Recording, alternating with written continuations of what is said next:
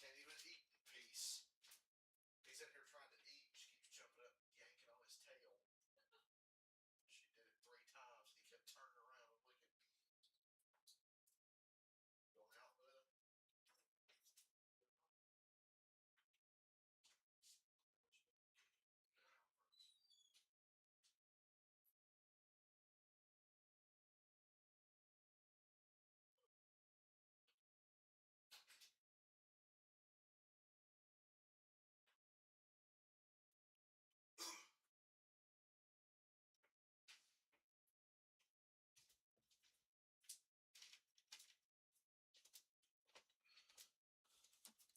Martinsville, do you believe that? Oh my God. A huge crash at the start-finish line.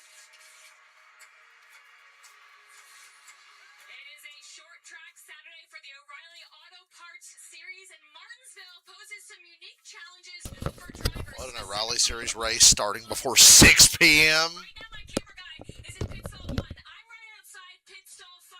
You cannot see me right now, and I'm only a few boxes away.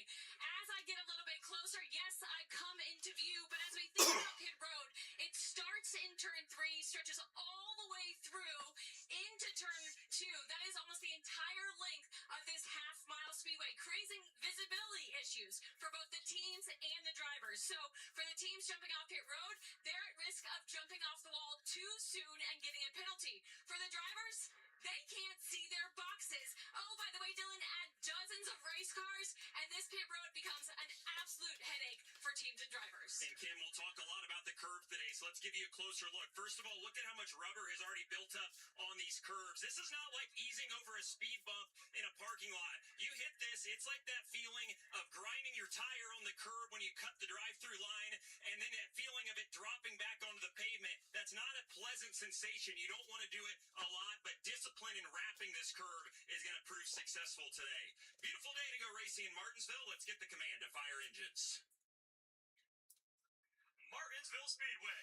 Here to give the command to fire engines, please welcome President and Chief Executive Officer for the National Fire Protection Association, Jim Pauley. On behalf of the employees and the members of the NFPA, drivers, start your engines.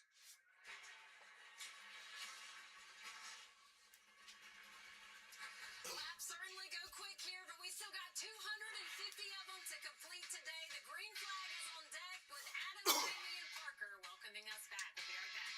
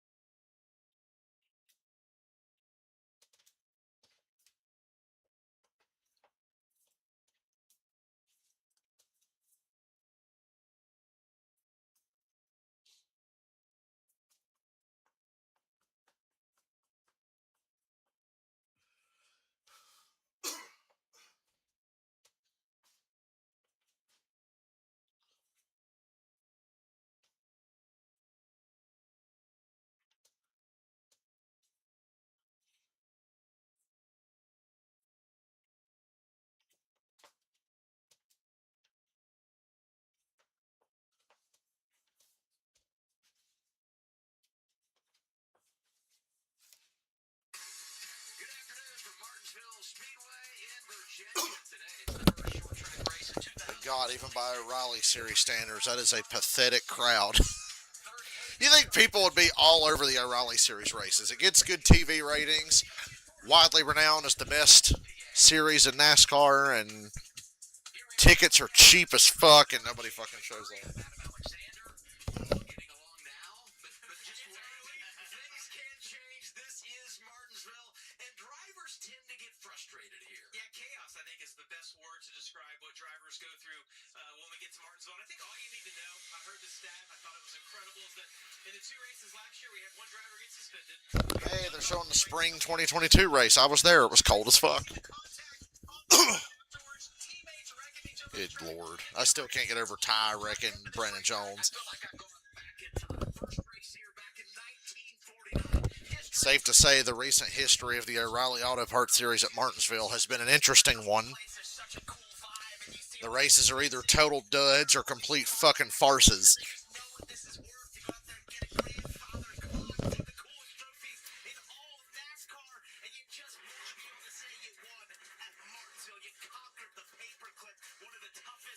Historic tracks in NASCAR. So we just continue to see some of these interesting moments that it continues to give us. The video reel goes on and on and on. We'll write another chapter here today. Qualifying was supposed to happen yesterday, but things were rained out. As we take a look at our NFPA starting grid, we remind you we've gone to the metric. Good weather today. Did you guys see SVG qualified top 5 for the Cup race? I say you guys if anybody's ever going to watch my shit anymore. 40 day, 5 straight top 10 finishes, the longest active streak in the series. He's going to roll off 7. It's been pretty impressive. But page 2, number 54, Taylor Gray starts 13th, only 1 top 10 this season, but he was 1 corner away from sweeping the Martinsville races last year. He's going to be good today. Austin Hill going to roll off 26. It's a big weekend, I think, for RCR. They talked about changing up what they brought to the racetrack. He thought his car was good practice. He's going to roll off 26. Won this race 1 year ago. As we look at the back of the field, you're going to see a familiar name, and that is Ross Chastain. He's in the 91 car for DGM. He was 4th in practice yesterday, but is forced to start last after the rain washed out qualifying yesterday. He's going to be fun to watch, and it's always cool to see Ross Chastain jumping in all sorts of different cars. He doesn't care about the equipment. He just wants to race. He might be coming from the back, but mark my words, he'll be part of the conversation today. He's so good at this place. More reports now from Pit Road. We start with Kim Kuhn. What's going on, Kim? Well, late model legend Lee Pulliam making his series debut at a place where he is really comfortable. Lee's proved to be one of the most successful short track racers in the region, and he's absolutely relishing this opportunity with JRM. And despite being a little bit older than most of the field at 37, he told me he's got the passion and fire of an 18-year-old. His motivation is super high, describing this as an absolute dream come true. And he's also got a legion of fans pumped for this opportunity. Lee told me the JRM souvenir hauler completely sold out of his number 9 t-shirts yesterday, Dylan. Pretty cool for him in this opportunity. And Kim, with 2 wins and a 4th over the last 3 weeks, there's not anyone in the garage with more positive momentum than Justin Allgaier. Yesterday, the rich got richer. Their efforts this year earned them the pole position. Justin spoke yesterday after quals about how even though this has been a great start to the year, they can't get complacent. That kind of attitude has he and Andrew Overstreet on offense again today, and a good notebook of what works for their car here has them ready for whatever the racetrack throws at them tonight. Talk about a winning combination. Justin Allgaier, Andrew Overstreet, they've been remarkable all season long. Great leadership from both of these two for the 7 team. And as Dylan said, the rich get richer. He starts on the pole. And now we get 2-team radio communication presented by Starkey. Scan the QR code now. Execute, see where you're surrounding, and we'll be there at the end. I want to be there the last 50. Appreciate all the hard work we put into this weekend. Control the weekend, control all day, clear communication. Don't beat ourselves, race ourselves. Now, Jesse Love referring to all the hard work put in. RCR has not been good at Martinsville. We know the struggles that they had last year. I know Austin Hill won one of these races last year, but he was in 6th, I think, going into turn 3. So they've come here with a little different setup, hoping they can put it all together. But he mentioned being good at the end. It's because the rubber is going to get laid out on the track. Balance of these cars is going to change. You got to put the whole day together here at Martinsville.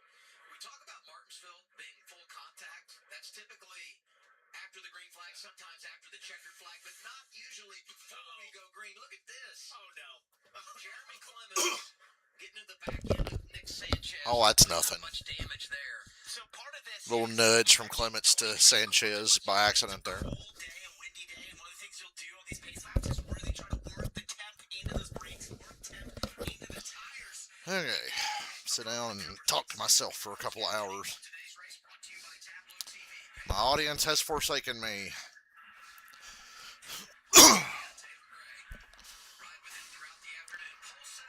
Allgaier and Raja on the front row. Shout out to Brent Cruz back in the 19 this week. And let's see if this is a shit show or a dud. There seems to be no in between in this series when they race at Martinsville.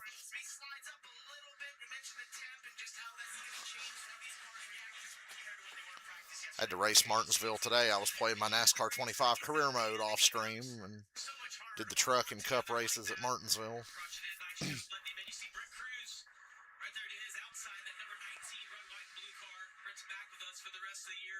Super talented young man. I know he's excited to get back in the car and be full time. Look at that move down to the bottom. Good move by Cruz there to get into third. Cement himself on the inside. Boy, Allgaier's fast. I mean, won the pole for a reason. And the NASCAR Chevrolet Series. Because if you end up out there where Jesse Love is, that could be a problem. Well, Parker, you mentioned in our pre-race show hitting the curb. I saw Brandon Jones hit that inside curb, lost his momentum. Sheldon Creed was able to get by.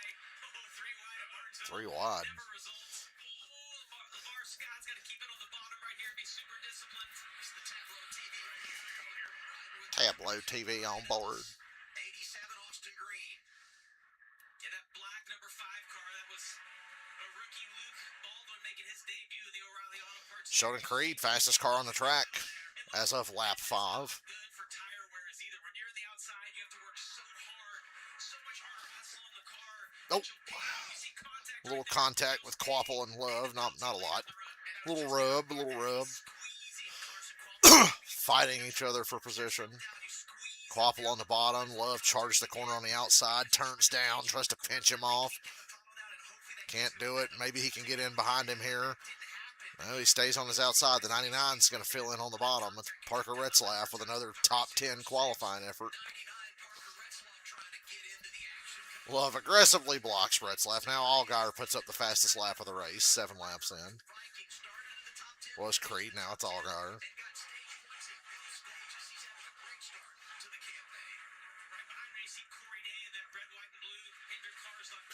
Lee Pulliam is 10th. He started 12th. Ooh, man. Oh, on the curb! That was Creed kind of turning down on Brandon Jones, putting him on the curb.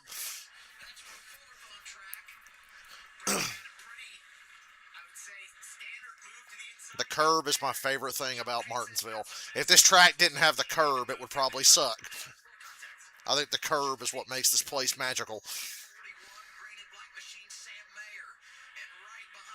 Get as close to that thing as possible without touching it. That's how you go fast.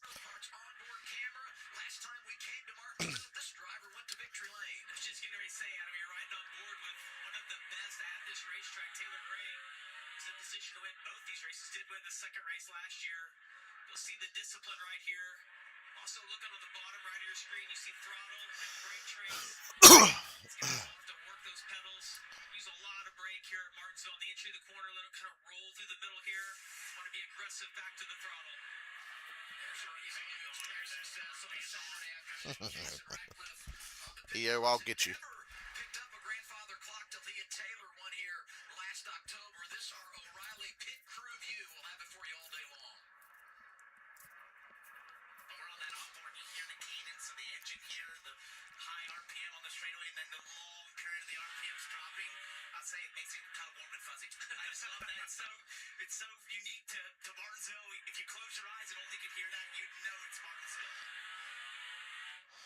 Poor Jesse Love just cannot get on the bottom. Now he's getting bullied by Retzlaff and Corey Day. Corey don't. Corey's showing his nose like he's going to go 3 wide on him.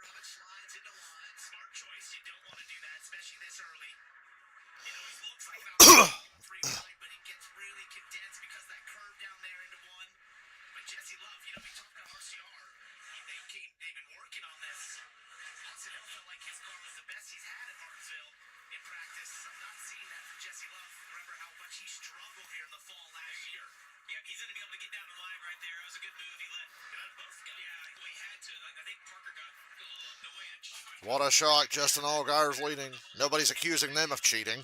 It's amazing what driving for Dale Jr. can get you. Justin Allgaier has now led laps at Martinsville in 8 of the last 9 races. 11 events here, and he's finished top 5. Quarter of the way through stage 1, and Allgaier is dominating again. And take the lead. Number 7 in charge of the paperclip.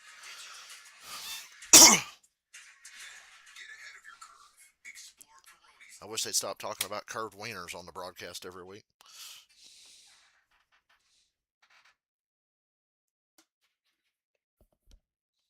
They got a weird fetish there.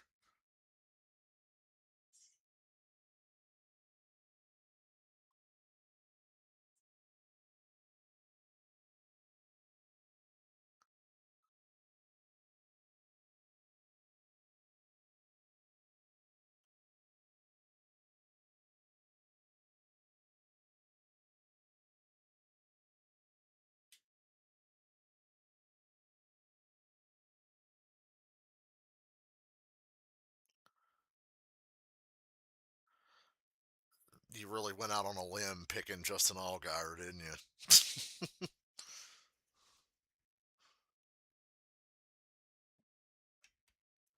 Everybody's behaving themselves so far. Said before you got on here, there's no in between. The O'Reilly series at Martinsville is either a dud and nothing happens, or it's a complete shit show of epic, insane proportions, and people leave here that should feel ashamed of themselves, but there's never really in between here. I don't know who I'd pick tomorrow. Maybe that William Byron fella. You got to think Hendrick's going to figure it out. JGR and 2311 are not going to win every race. I mean, hell, Blaney won Phoenix. We know Byron is strong at Martinsville. He qualified on the front row. SPG qualified top 5 tomorrow. A lot of road course guys tend to run well at Martinsville. We got a battle for a second. It's Brandon Jones, who won the O'Reilly Series race that I was at at Martinsville. That was another one of those legendary shit shows of epic proportions. Best race that weekend. Thank God for that race, or I would have regretted going to Martinsville that weekend, because that was the worst cup race I've ever seen.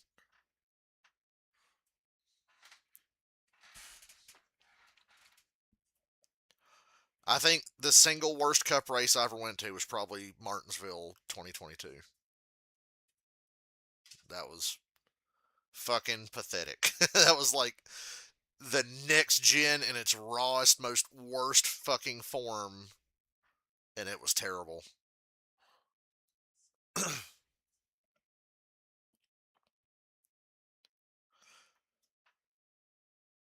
But like I said, the O'Reilly Series race that weekend was strong.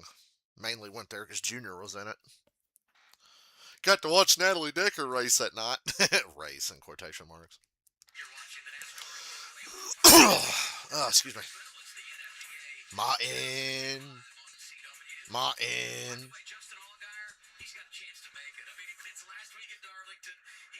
I spent my entire day up till now bouncing back and forth between NASCAR 25 career mode and Red Dead Redemption 2 on my PS5. That's what I've spent my day doing.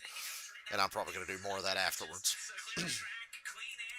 Taking a break from streaming video games for a while, I think. Boy, Jesse Love is having one hell of a run, and I mean that in the worst way, in stage 1. About to get passed by Pulliam in the 9, who's got a lot of experience at tracks like Martinsville, but this is his first O'Reilly Series start. Shout out to Dale Jr. and Bubba Wallace and everybody that made that possible. Life's been good to Bubba Wallace. He put like 15 or 20 grand into the effort for Pulliam to get a good ride here today. And, of course, Dale Jr., as always, puts his money where his mouth is. He likes to give opportunities to people who deserve it, that have probably never had it before. To the inside of Jesse Love here, Lee Pulliam. Love has fallen out of the top 10 now with this pass.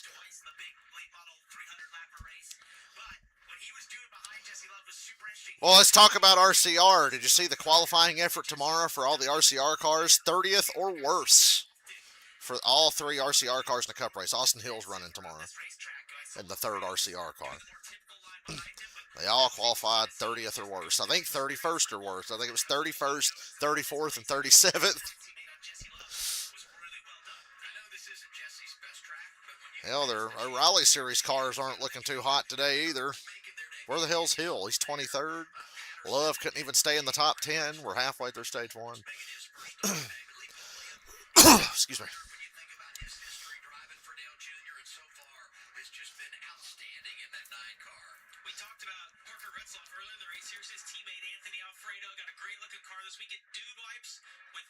Dude wipes.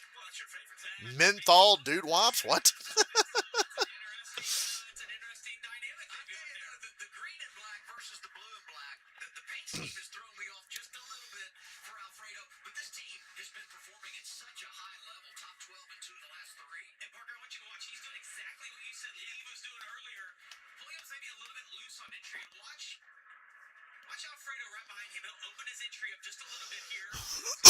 I'm starting to really come around on Alfredo. I think Alfredo has become quite the wheel man.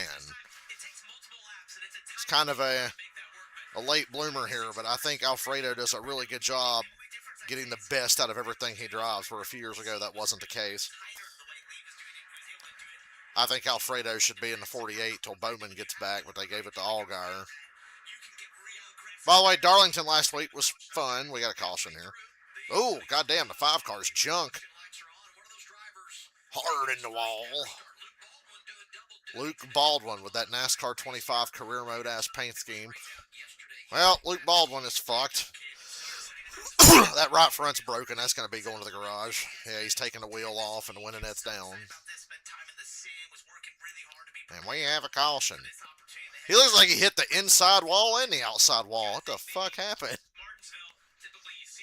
Shoot this boy up and spit him out.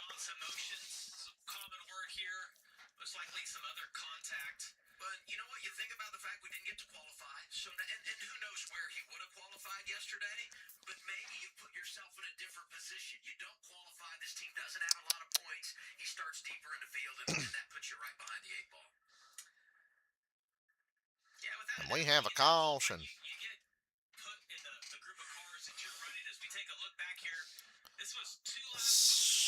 That's 2 laps before the wreck. He's out of control sideways into the corner. And goddamn, just fucking locks it up and just, jeez Louise. Something had to break. He don't suck that bad. I haven't seen Luke race much outside of trucks. That looks like it hurt. Hard in the wall. That reminded me of Truex in 2011 at Martinsville in the 56 car. That's what that reminded me of. That was 15 whole ass years ago. And LeVar Scott, again, just can't avoid anything. It wasn't his fault. That Sunoco paint scheme's pretty sick. Mike Snyder gets the free pass. One-time 48 car driver, Mike Snyder. I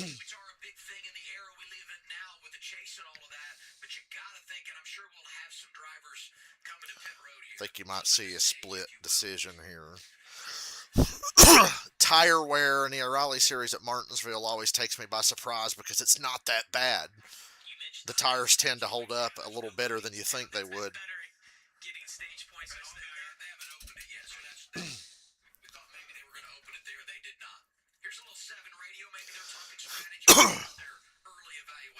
They're so good, I think they can stay out. Am I crazy?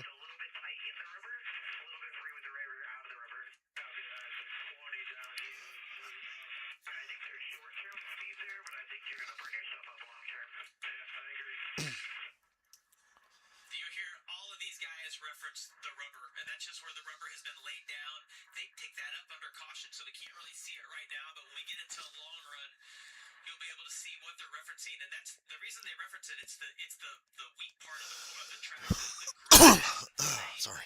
in the rubber as it is outside of the rubber is pit road is open. We're gonna find out.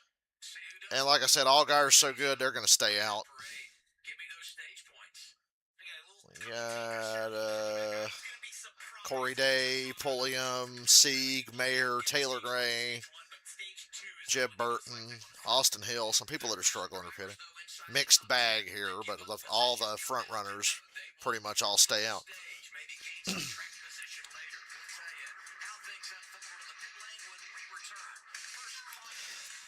You know, the day that wreck happened with Truex at Martinsville, I've said over and over, I did not think somebody could hit the wall that damn hard at Martinsville. It's like, how is that even possible?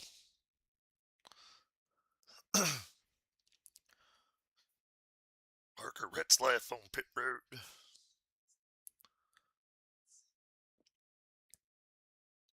So funny going from playing NASCAR 25 all day to then watching an actual race. I had a hell of a race at Darlington in my career mode a little while ago. Me and Larson were the two dominant cars. And then in the middle of stage 3, run a little longer on tires. I got loose off of 2 and bounced off the wall a little bit. And I said, well, fuck it, I'm pitting this lap. So I pit that lap. And then on my out lap, somebody wrecks and a caution comes out, traps me a lap down. I have to take the wave around. There was like...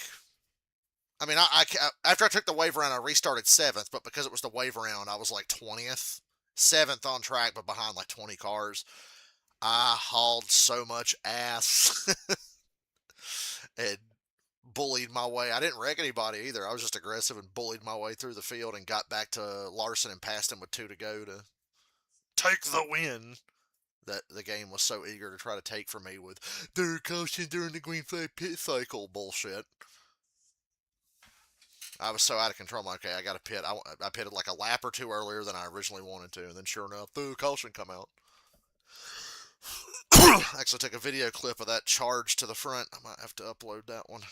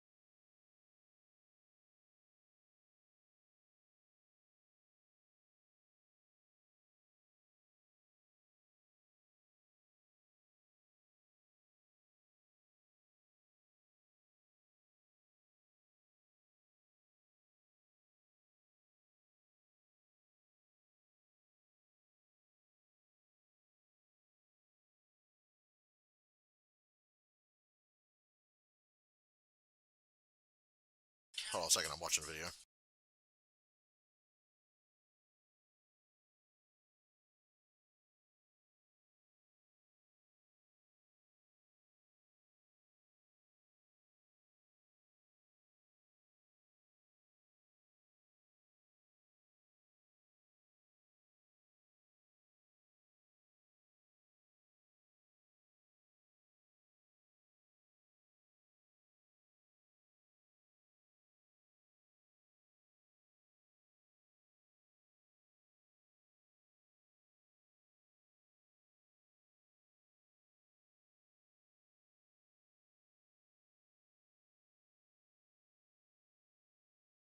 You could be in a very good position, but you have to manage.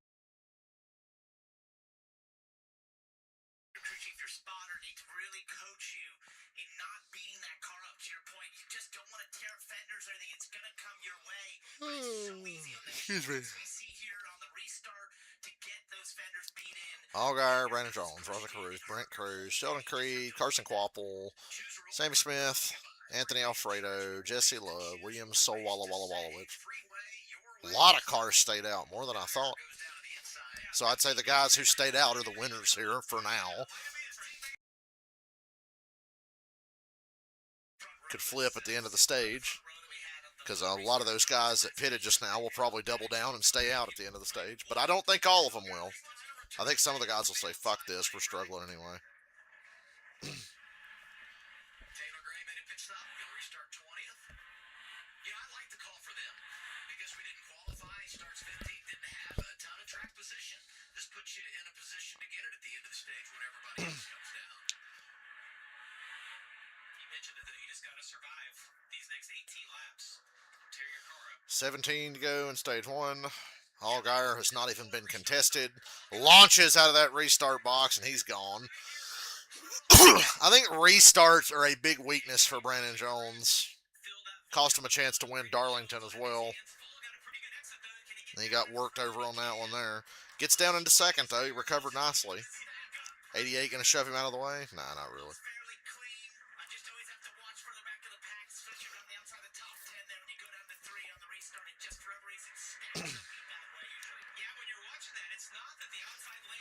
Oh, Sawala's got a shot.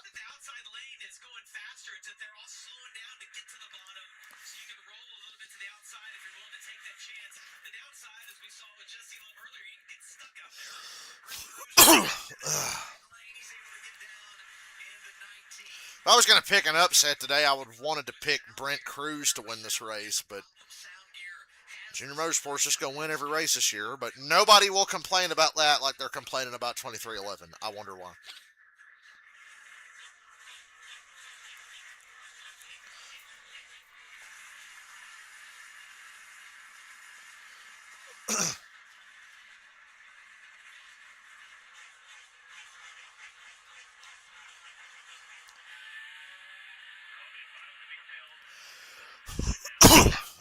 Sorry.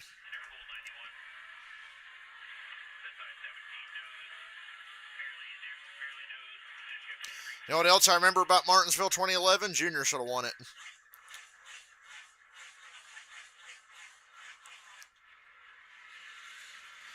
Another Martinsville race Dale Jr. should have won.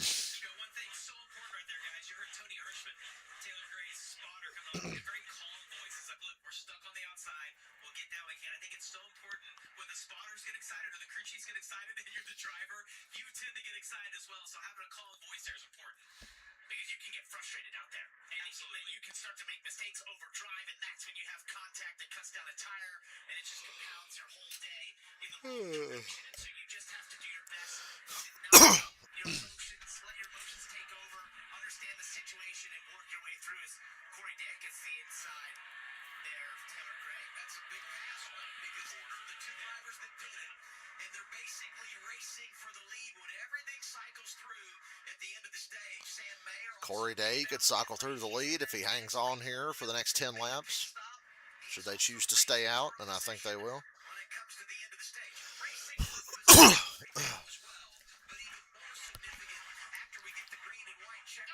Wow.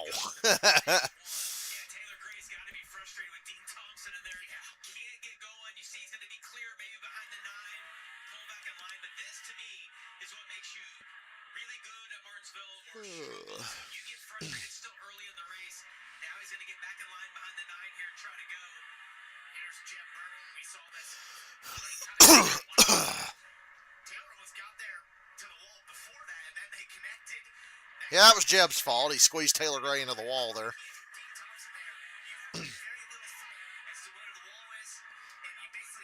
Old tire rub on the 54 when he's in the center of the corner.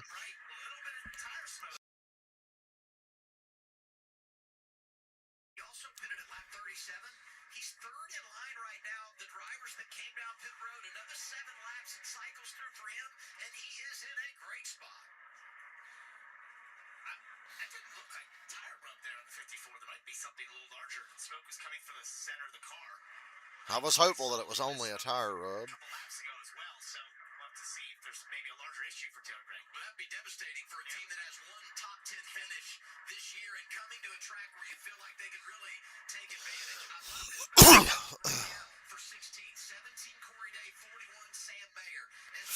Oh, Corey, what are you doing? They made it work. Corey Day's driving. I know it's early. I'm going to give him credit. Another good race today. Another good drive by Corey Day. Hopefully, he's going to have some tire left to start the next stage and take advantage of the fact that he'll be out front if he can stay in front of Sam Mayer here.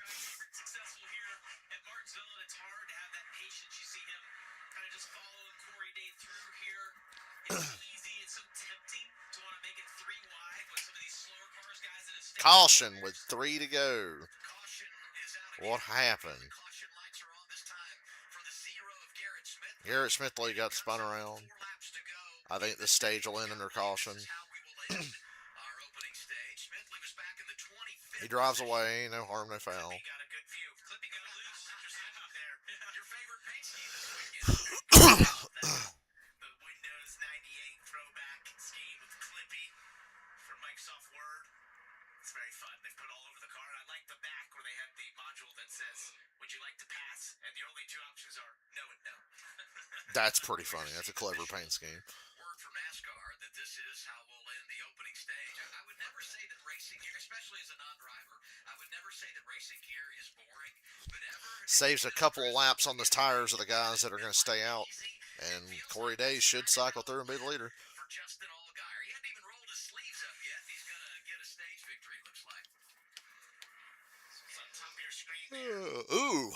Who's that got tore? Oh, Jeb Burton. No, it's the 31. Jeff Burton. Was that Jeb or was that the 31? So I have to think maybe that was contact there. It's a little late.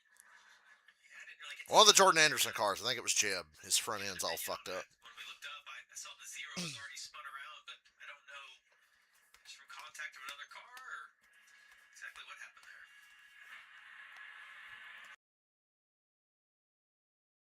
Some smoke. I did see left front fender damage, but minimal for what you're going to see in Martinsville. You see I Jason know, I'm Raffles tired. deep thought about what they're going to do here. Most likely staying out as long as that damage isn't too bad.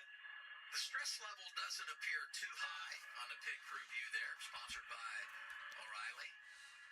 Thinking about Justin Allgaier, will be 1 to go this time around to end this opening stage. And there you see. Well, there's no Goodyear left on either tire, so there's been some contact for sure. But if they've made it as many laps as they have, Adam, I would just feel pretty good that the tires are going to stay up. He just, as you mentioned, that battle with Corey Day.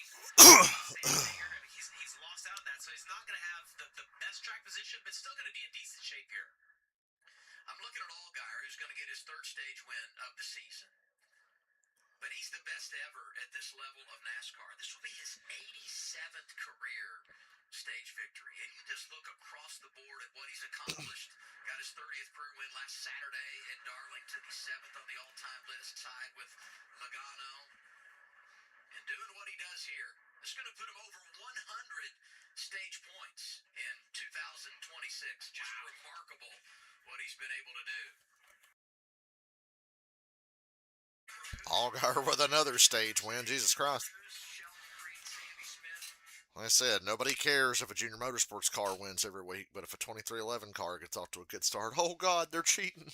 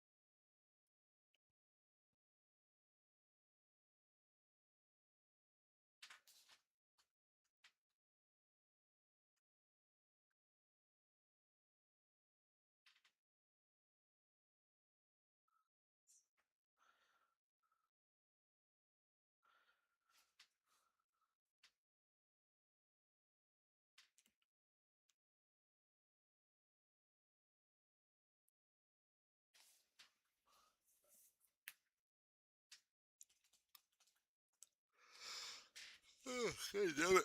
Waking up early today, starting to catch up with me.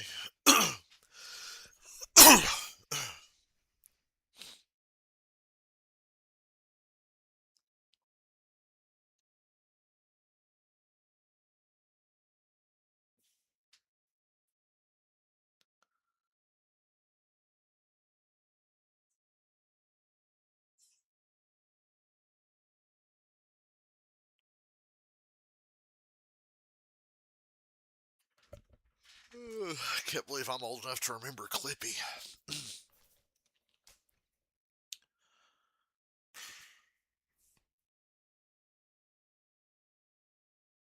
Wish I could sleep better on my days off. I slept real good during the week because work was not brutal, but it was hot as shit in the place I was painting, so I'd come home and just have no energy and sleep like a fucking baby every night this week.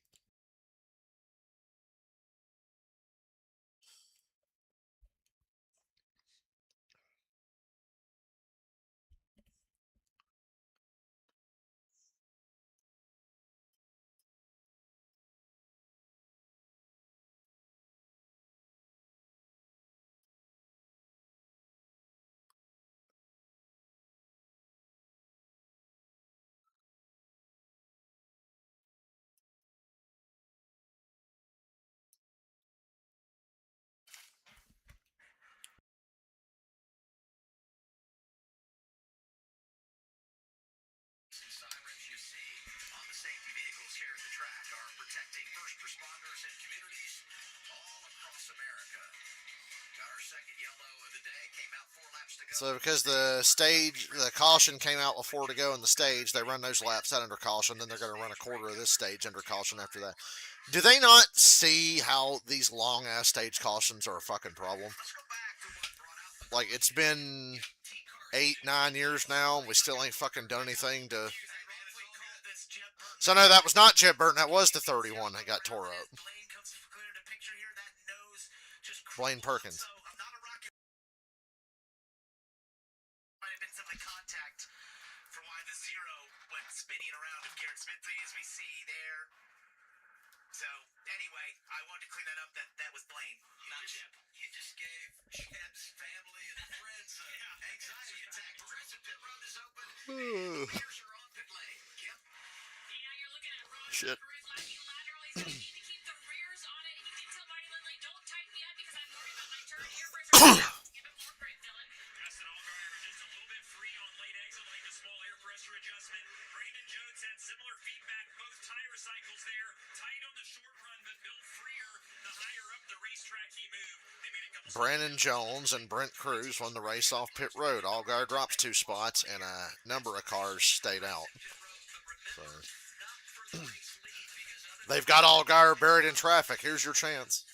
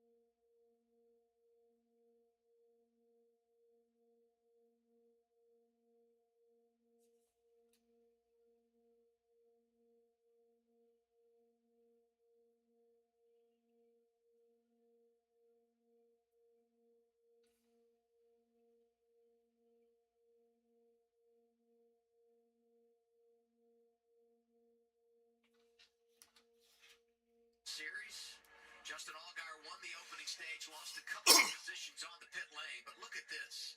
Stage points earned this year. He's been top 5 in every stage. 104 points in stages alone would put him top 17, 18, 19 overall in the standings. That's remarkable.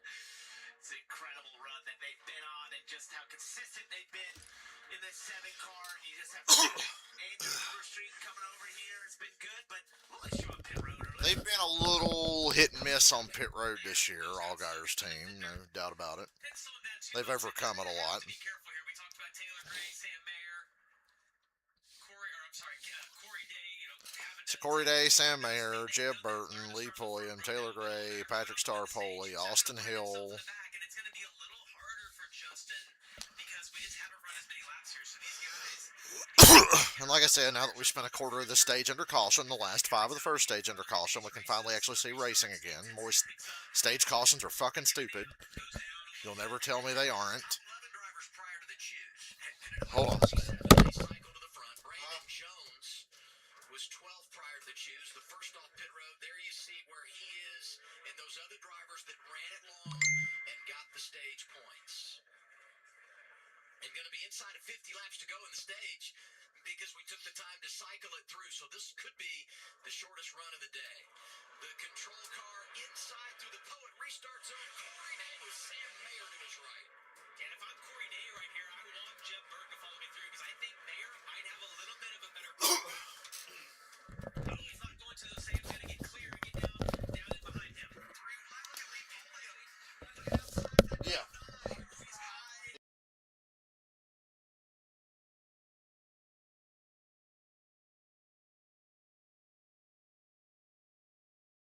When you have the field solution look like this, you just have cars that are maybe the not What happened? I missed it. hard to navigate these restarts, which are already Allgaier's 14th. And we have plenty of contact that was intentional, but there's also a lot of contact that's not intentional. People getting on the brakes, someone not getting slowed down.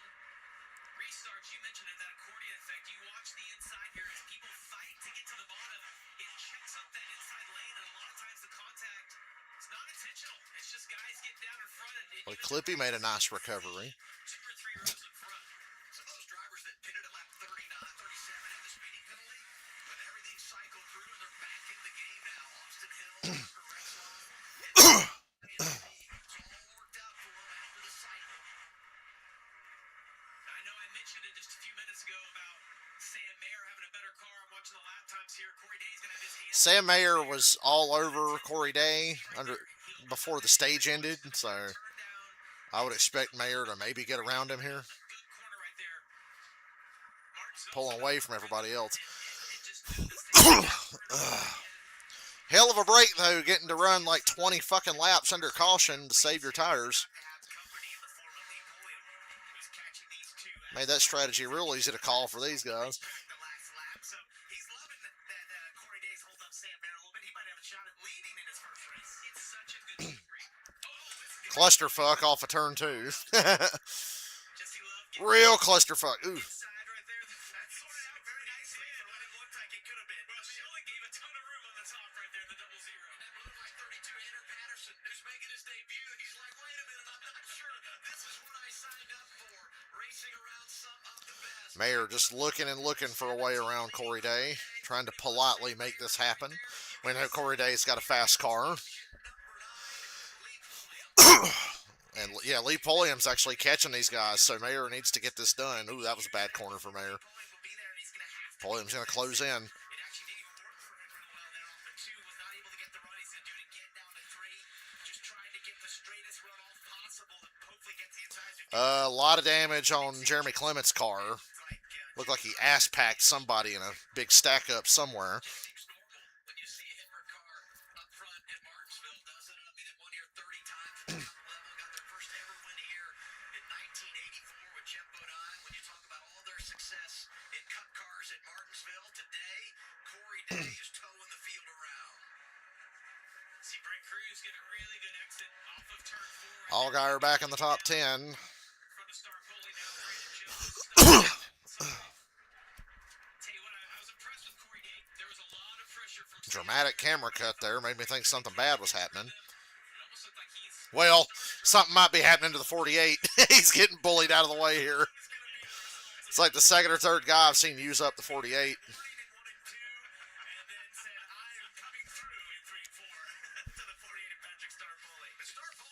And again, Star Bully getting shoved off the corner. Getting bullied. I start to laugh when I see inexperienced guys just get bullied around like this. Jeremy Clements, big damage on the front. You got a little more than a right front fender rub, buddy. That might bring out a yellow here shortly.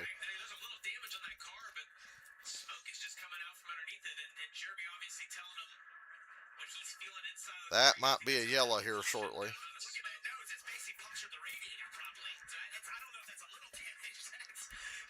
There you go, oh, right front. No, that's like major fucking front end damage you're dealing with.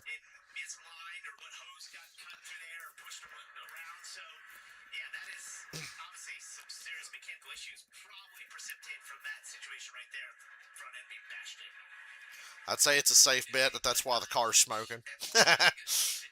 He ass packed 48 like everybody else is doing. No, it was further back. It was him and Sanchez again, maybe.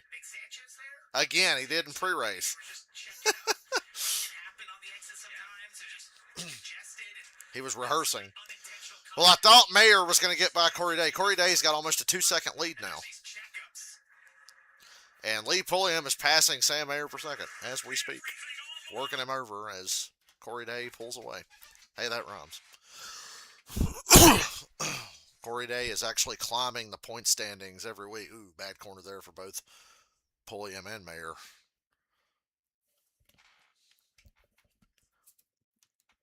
Good job by the Hendrick team playing the strategy to get Corey Day out front. He did a good job, too, making sure he was the guy that was going to get to be out front. Because he could have got passed by Mayer or several other cars before the end of stage one, but he hung on. And caution. I'm assuming that's going to be for the 51. I don't see anything else going on. Yeah, they finally threw a caution for the 51. He's obviously blowing up or something. They let it go, but it became undeniable. Well, I would say that this damage will adversely affect his performance. I would say so too, Bob.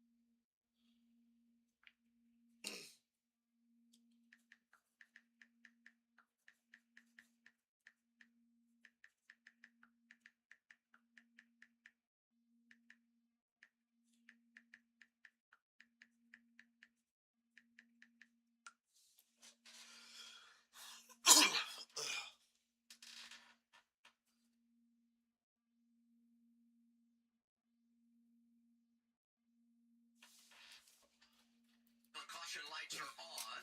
What you're seeing on the track right now is the same wheel and emergency warning technology used by police, fire, and EMS vehicles across America, trusted every day to protect those who protect us. Fluid on track from Jeremy Clements, we believe, is what has delivered our third caution of the afternoon. It comes right at the halfway point of stage two. Corey Day leading this thing. Justin Allgaier, who won stage one. Well, those two have went at it. they hang on the pace. Yeah, that's right. They didn't even get to the green flag, and they were trading blows. I referenced, though, Justin Allgaier was in a situation where he had driven after the issue on pit road and the cycle of the strategy, had driven his way into the top 10. He scored 9th right now. Yeah, and he's done a nice job. You look at the difference between the nose on the 7 and the nose right here on the 51. There's a hole in an oil cooler. You hear them telling them to shut it off right now. That means that they can obviously see the issue. From inside the car, you're just looking at gauges. If you don't have lights coming on or you don't see something overheating a lot, then you're going to stay out there until you get a call from them. All right, we'll take a break. All the major players staying on track under this, our third caution of the afternoon. O'Reilly. Hey, little EO. I said, hey, EO. She said, ew.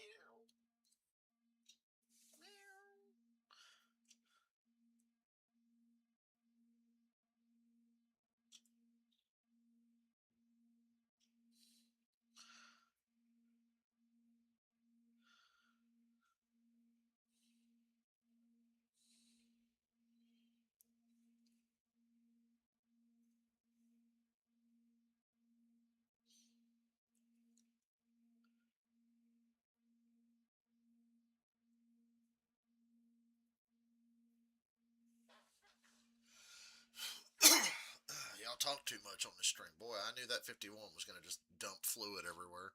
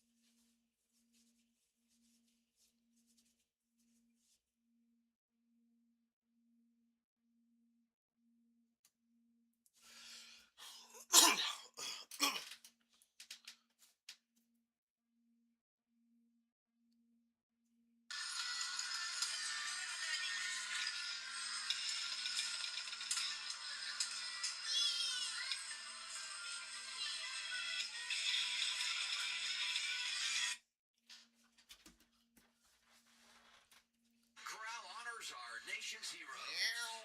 Progressive Insurance. Get in the savings lane today. Visit progressive.com. And by the Credit One Bank, NASCAR American Express card. EO, you so funny. You're watching the NASCAR O'Reilly Auto Parts Series on CW not really a today. pain It's in the the butt. NFPA 250 from Martinsville, Virginia. Let's go to the CW garage and Carla Betts. Thanks, Adam. If you want to know the spirit of a racer this weekend, then look Yay, out for 30-minute caution because we let a car ride around and drop fluid everywhere for fucking 10, 15 laps. That'll go great with our 20-lap stage-ending caution here in a little bit. Kind of an out-of-blue opportunity from Dale Earnhardt Jr., who had seen Lee's passion for racing in late model stocks. He's a four-time national local series champion that, for one reason or another, just never got a shot. And not only is his short-track resume impressive, but he's helped drivers like Brendan Queen and Corey Heim. He builds cars, builds drivers, and now finally gets a shot himself. He said timing is everything, and we're seeing that play out this weekend, Adam. Yeah, and I would say it is the most Dale Earnhardt Jr. thing ever to do something like this because he is such a fan of the history of the sport and those that do it from a blue-collar perspective. And as Carla just described, that's what Lee Pulliam has been all about. And to watch him come to a track where he's had success in other series and to see him doing what he's doing today, I think third is just just outstanding. It's awesome. It's the American dream in some respects, right? To work hard. American dream, if you will. Get a big opportunity because of that. And I just love this. We saw it with Bubba Pollard a couple years ago at Richmond. These short track stars getting a chance on a national stage of the O'Reilly Series, second highest level of NASCAR. And I love when Lee mentioned sort of representing other short track racers. He felt that today in his interview before the race where he said, you know, shout out to all the other short track racers. Maybe it can happen for you as well. So I just think it gives people hope. It's just awesome to see. And He can go home and tell everybody he rode around under caution for 2.5 hours at Martinsville in a Raleigh Series car. If you're a short track guy, you're looking for a ride, here's the number to call. Hey, he did the same thing for Josh Berry. Josh Berry came right here to Martinsville and won, and now we know he's driving at the Cup level, which is awesome. Let's get an update. Taylor Gray, 4th right now, Kim. Yeah, Toyota driver update for Taylor Gray running in that 4th position, Adam. And they won this race in the fall, almost won this race in the spring last year. So I asked crew chief Jason Radcliffe, you're seeing him there on the left, what impressed him about Taylor's runs last year here, and could he work on anything? And he said Taylor ran close to perfect races here last year.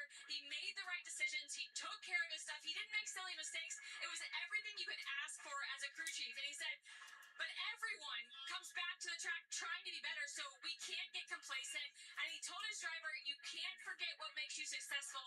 Can't take that for granted, because that's when you miss the details. Right now, Taylor is struggling with front grip, but the rubber lays down. And if you guys are wondering where they put their grandfather clocks that they won in the fall, Jason's is in his living room.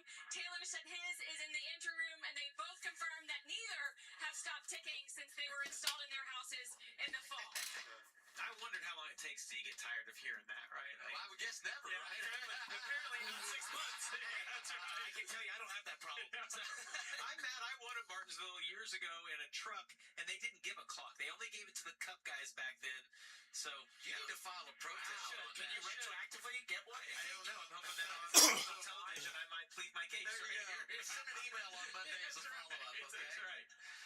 Yeah, you look at Joe Gibbs Racing, and they've been unbelievable here at Martinsville since the series came back in 2020.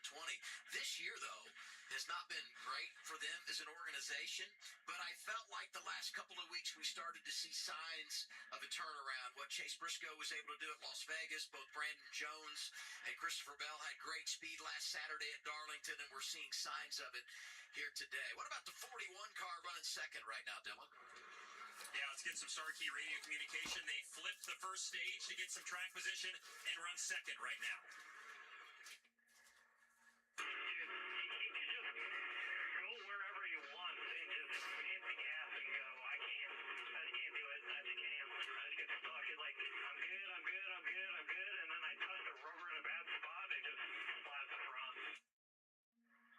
And so something that spotter Kevin Hamlin suggested was something that teammate Sheldon Creed was doing, running higher kind of to the center of the corner and then trying to cut the car harder from the center off the corner. And Sam came back and said, I can't do that either. I'm too free on the exit. So they're not perfect, but they're closer to the front, which is kind of the goal today. So see if they can hold on here for the final 20 laps of this stage.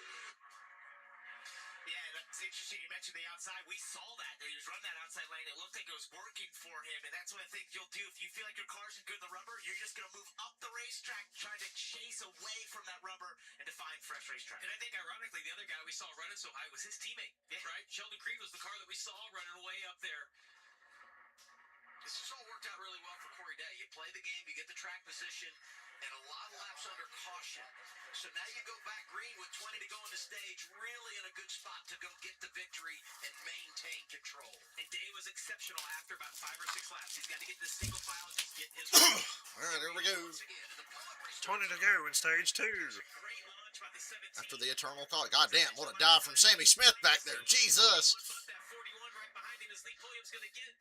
Put Brandon Jones in a bad spot. Damn. Did Sam Mayer bounce off the wall? Lots of crazy blocking going on through the speedy draw. And Clippy gets sent again.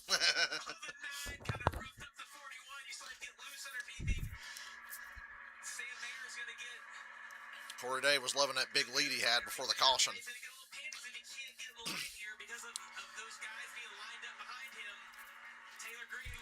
That's just short track racing.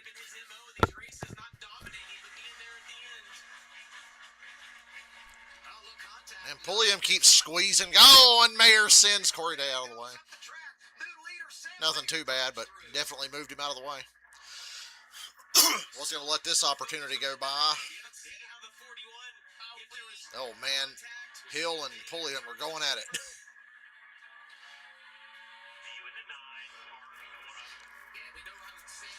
Allgaier, why did you go to wind up on the outside? Oh! Clippy and Brandon Jones got sent again. Brandon Jones got hit so hard, he's got some damage on the right rear bumper of the car.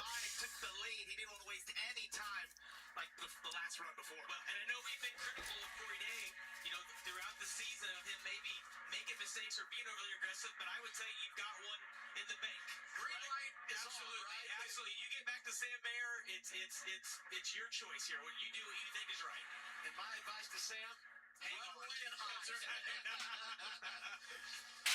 Austin Hill up to third. Didn't have a great starting spot, but they flipped the stage, had the speeding penalty, and here he is riding inside the top five, and the Wheeling caution lights are on for a fourth time.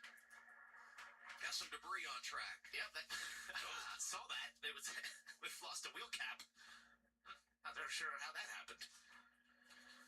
With the amount of contact I saw through the field in the first couple of laps, anything could have happened.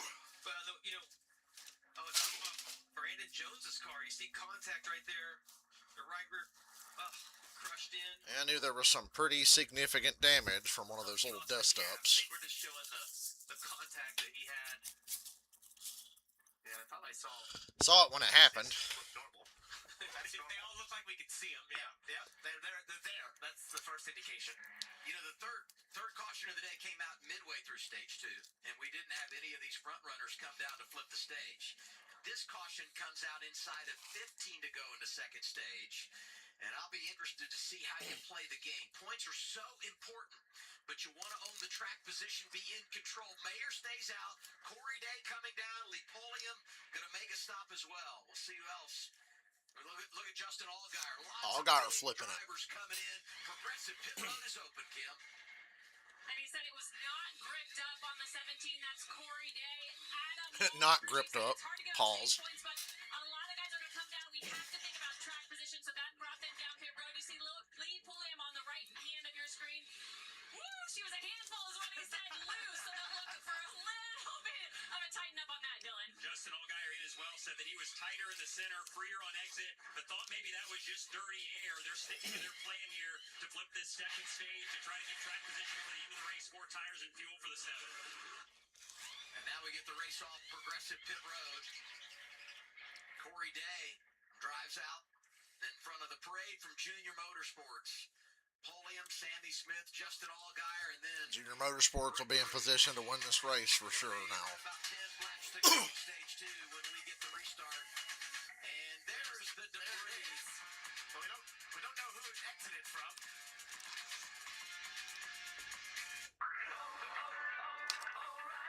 Check engine.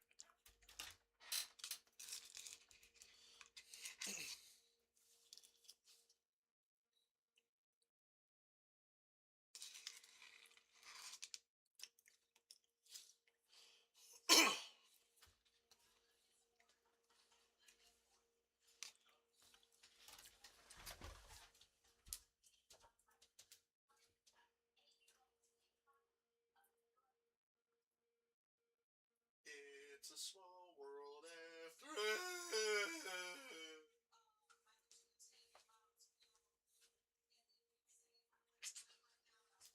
It's a small.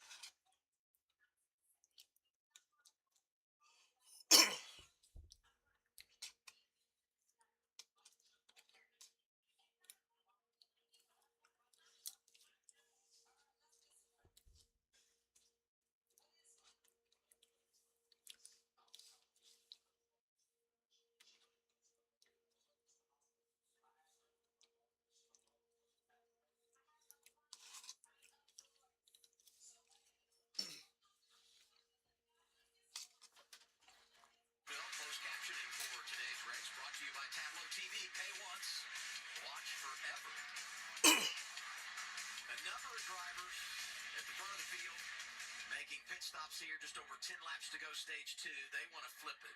11 cars did stay out, and we'll reset the running order in just a second. First, though, penalty on that cycle of stops, uncontrolled tire for the 9 team, and driver Lee Pullman. Yeah, and Parker and I talked about, the pit stops might be the place he gets in. I'm just gonna stay out anyway.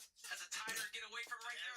The car starts rolling away, but as drivers, Parker and I both made it very clear that it wasn't on Lee. Not his fault. Not his fault this time, and hopefully he can recover from it. It's going to put him behind, though, at a critical time in the race. Let's hear what they said on the 9 radio. We got a lot of racing left. Don't worry. Was there anything I did wrong on pit road to cause that, or?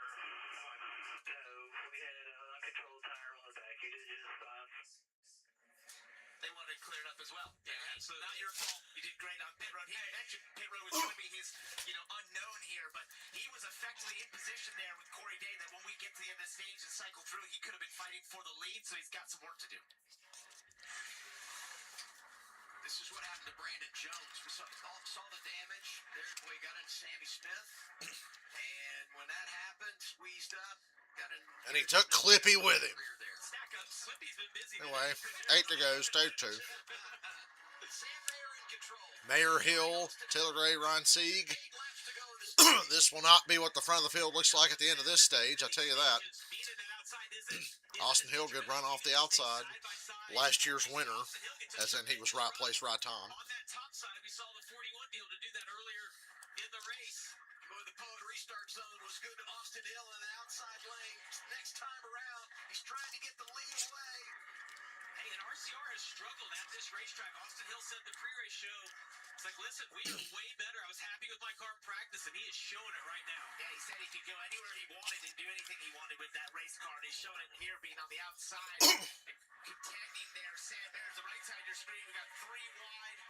Oh, Wyatt Snyder is just, it's hanging. Poor Wyatt Snyder. They're using him up. Well, Mike Snyder was the last guy in line of those drivers that stayed out. So all these drivers passing him will go to the front once they cycle through at the end of the stage. And as we battle for the lead, think about the drivers that are up there. All drivers that won on short tracks last year. Sam Mayer at Iowa, Austin Hill right here, Taylor Gray here in the fall. Ryan Sieg was great on short tracks a season ago. He's in that mix. Austin Hill chased Sam up the track a little bit right there. Sam was Austin Hill actually going to get stage points this week for the looks of it. The 21's front bumper. It's been a weak spot for them the last couple of races. They haven't run well enough to get stage points. Justin Allgaier's worked his way to 10th. He's going to get stage points here just like Corey Day, most likely, even though they chose to flip the stage. Mayer in front of Hill, coming to 3 to go, and the battle for third is on.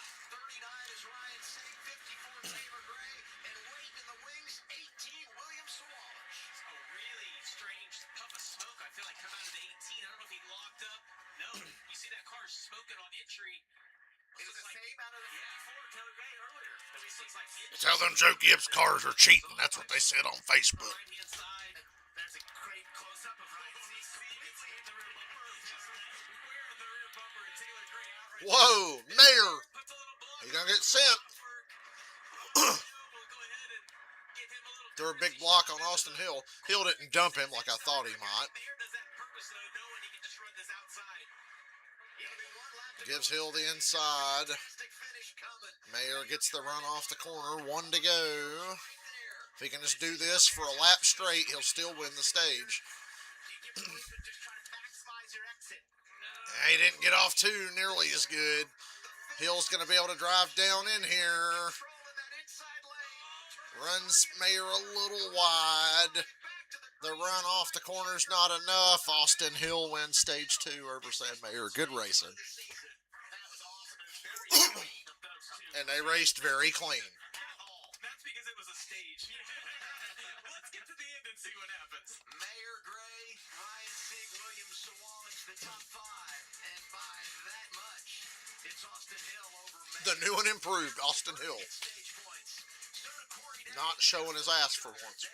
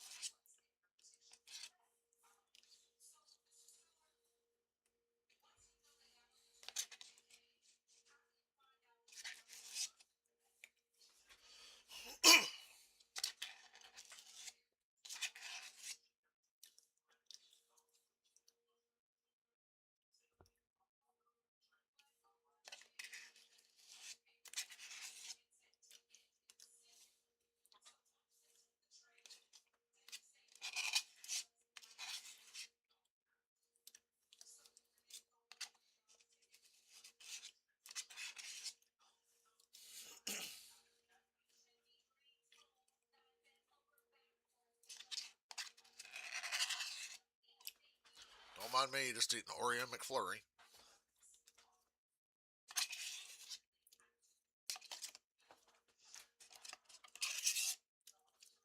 It certainly was delicious.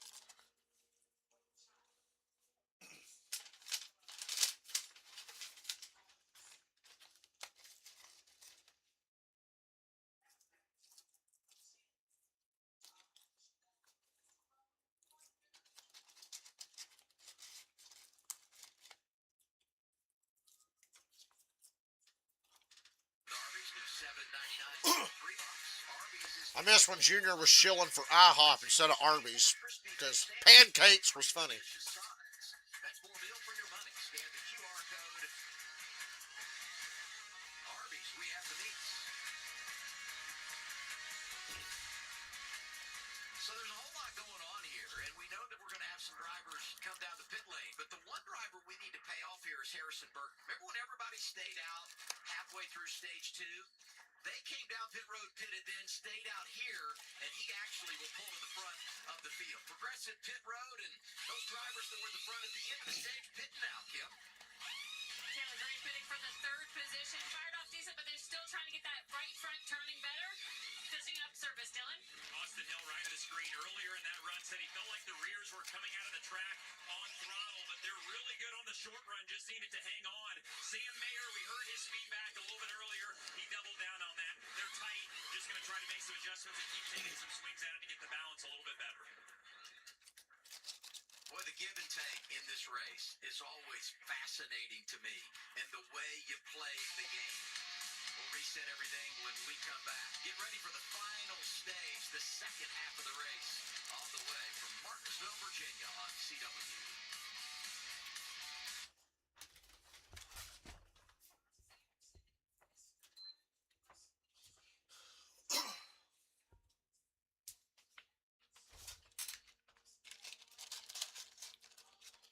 Turning on my PS5 to charge my controller for later. My best controller.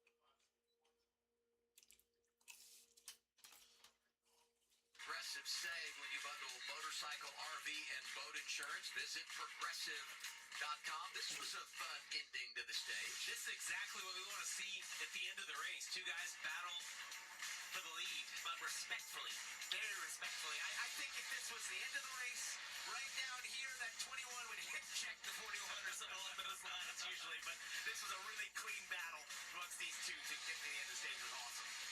25 career stage victories for Austin Hill. He's overcome a lot today. Hey, by the way, want to pay off Raja Caruth. We talked about Harrison Burton, who had pitted at lap 90. Raja Caruth had pitted at lap 65. Marty Lindley keeps him out here. He will be the control vehicle as we begin the final stage. How about that? They're through the preliminary start zone. Raja Caruth is the leader. Again for Martinsville. Harrison Burton got a really good launch on the outside. You got to wonder, do the older tires on Raja Caruth on the inside, did that hinder him? He's got a little less fuel on board. Harrison's had a tough start to the season, but a former winner here, you just know, seeing the front of the field is a great feeling. These are the first laps he's run the top 5 all year long. Harrison almost spun himself out, making sure he got back to the inside while it was open. Going outside of Harrison Burton for second. Yeah, see if he regrets this. We've watched the outside work fairly well. Sam Mayer was able to run that on the outside, even though Austin Hill prevailed. I think that he's going to have to try to get back down here. That was kind of the sucker hole, is what you would call that, right? You know you got better tires, you know you're quicker. But Look at how quickly everybody got to the inside in the top. Whoa! Star Poli just spun Retzlaff. Oh, wheel and caution lights are on for the 6th time today. So that was 3 Star cars. Poli had all he could stand, and he can't stand no more. Look at the back end of the field here. Restarts where there's just a ton of contact and congestion. Sheldon Creed was on the inside. Patrick Starpoli was in the middle, and Retzlaff on the outside. And 3 cars. Now we get to watch everybody fight to get back to the inside again. You know, he's been doing such a great job. So here you go. This is where it starts. This is off of 4. There's a little bit of contact to all this, and then I thought, somebody might give up here. Nobody did, and Starpoli was the That's kind of Sheldon Creed pushing Star Poli into Retzlaff. actually spun out Parker Retzlaff. But everyone understands this is the time when you make hay at Martinsville on a restart. And you got to go get after it, and sometimes that works out for you, and sometimes you're on the wrong side of it. Well, these are what make the highlight reels for us, because when people get frustrated, they get mad. Like Retzlaff's obviously going to be mad at Starpoli, but Creed was on the inside. I mean, just so many emotions. And look what happens here. There's this the congestion of this happening. Then we were on board there with Taylor Gray. You see him have contact with Nick Sanchez. Nick Sanchez runs into Jeff Burton, causes a little bit of damage, and that's why all these cars, we talk about when you're deep in the pack, how much risk there is. It's that sort of thing where you're not, you have to move these cars away from the incident and do nothing wrong, and you can destroy your race car with no fault of your own. I mean, Sanchez has been almost a day. Look at that thing. Every corner he's beat off of it. If you wanted to do a promo for Martinsville and use no words and just show a race car, maybe Nick Sanchez would be the one you'd show. You see either oil or that smoke coming out of, that's Blaine Perkins, I believe, in the 31. I might have mistaken him and Jeff Burton again. I'm not trusting you on those anymore. Those 2 cars being teammates and their paint schemes being so similar today has really thrown me through a loop. I apologize to our viewers out there for the Jeff Burton fans for constantly mixing him and Blaine Perkins up. Test your luck and make your power play by heading to your local lottery retailer to get in the game for today's estimated Powerball jackpot of $166 million.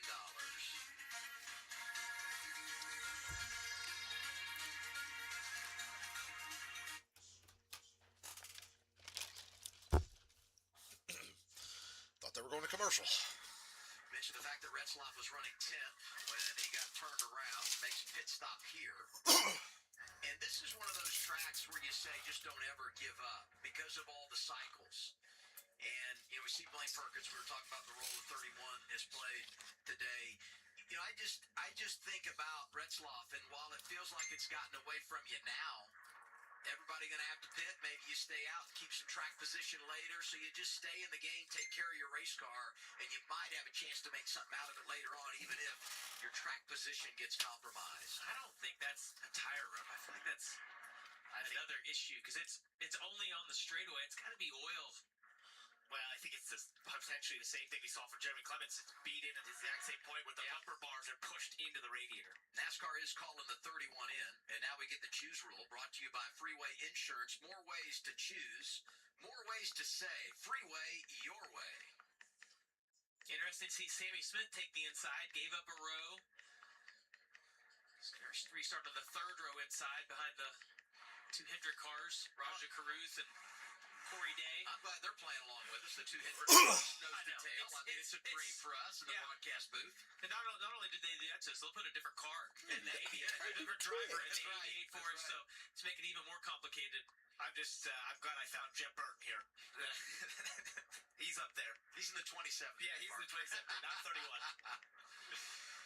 His dad a winner here, 1990, I believe it was. But he reminded us that all the Burtons have had success at Martinsville, and that we remind him of that. Quit telling them stats until I've got a victory here.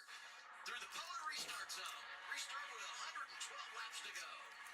Go, Raja, go. Sammy Smith thought about making it 3 wide on Corey Day.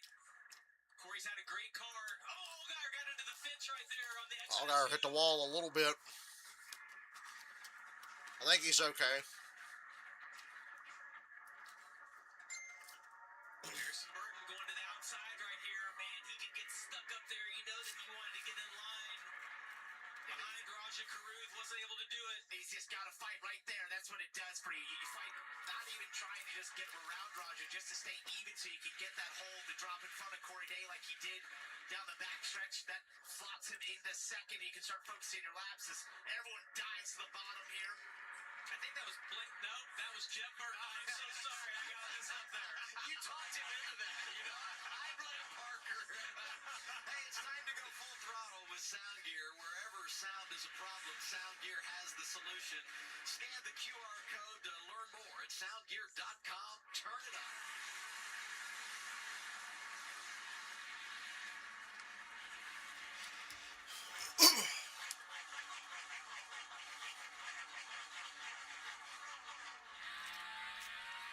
Halfback out of line.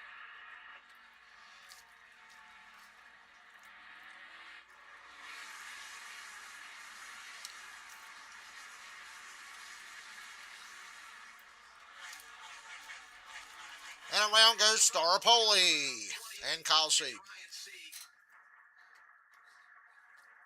Kyle Sieg. We're trending towards shit show territory. Great schemes, well, the brothers We're not there yet. We're just trending in that direction. We're sympathetic. Because we've all done it. I was so proud that I saw Star Poli in the distance that I just threw the Siegs under the bus there, you know? Star Poli's had an adventurous day. He has been in the middle of a lot of contact, not of his own doing. And I think he was excited for today because this is one of the few tracks he has experience at. And he was good last year. Had average finish 60.5, his best of any track. But I knew you were going to work that stat. I found a way. Here's Kyle Sieg, 28. See what happened here. Those two separate incidents right there. Well, it's the checkup. So yeah, Star Poli starts to go around. That checks up the field. The accordion effect got him. Yeah, Kyle saw it, slowed down. Lee right there behind did not. Got into the back of the 28. I don't think there's any damage though to Kyle's car. Just lost all of his track position. Both those cars look like they'll be fine to go on. This is a great perspective with Taylor Gray. We're a little higher than what the drivers can see, but you just can't see any of that. You're dependent on the spotter to tell you, which lane they think you need to go in and where those cars are going to be. Some of the drivers running in that mix are the ones that ran long in stage 2 to lost the track position, and this is the dangerous part of that game. It is. We referenced at the beginning. It didn't really bite anyone, but it has now as Raja finally comes to pit road. Here it is, scheduled stop here. 88 coming in, Kim. Yeah, and he said the balance feels good. He just is making Oh, sure Raja he's leading was handling fun while it all the lasted. cars correctly. That was something his spotter was trying to work with him yesterday on. They did ask, do you need more lateral? He said, no, I want to be tightened up because I don't want to lose any turn out of the race car. 4 fresh Goodyear tires, Snoco fuel. Brandon Jones also going to make a pit stop here. You make your pit stop here, no brainer that you can go all the way to the finish. Lee Pulliam also giving up track position to make a pit stop in the 9. Up front, Burton, Day, Allgaier, Sandy Smith, Brent Cruz. Caution number 7 in Martinsville.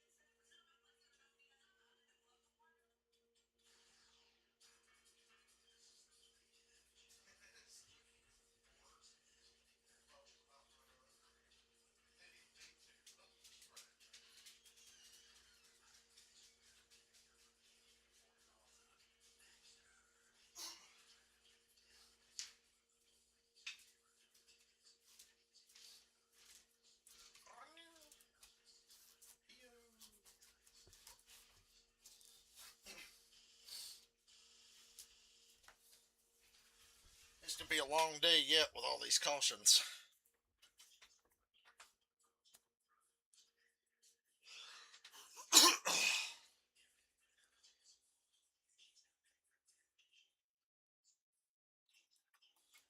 They're in Martinsville, Virginia. O'Reilly Auto Parts Series. Now that I'm done eating, I'll put the headset back on now.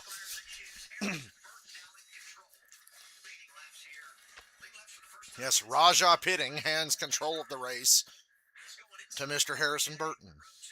Won't last long. I like Allgaier on that second row. Allgaier finally back in position to get control of this race. And he's beating the back bumper of the 24 off. He wants it now, god damn it. He's got to get it before the next caution comes out in 15 seconds.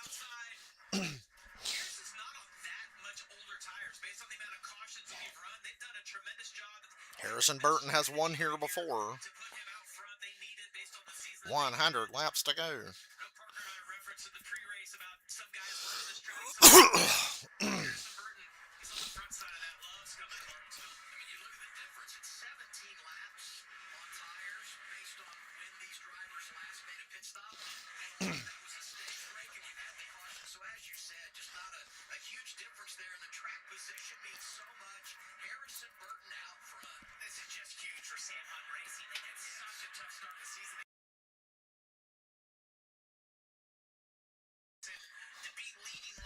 Oh!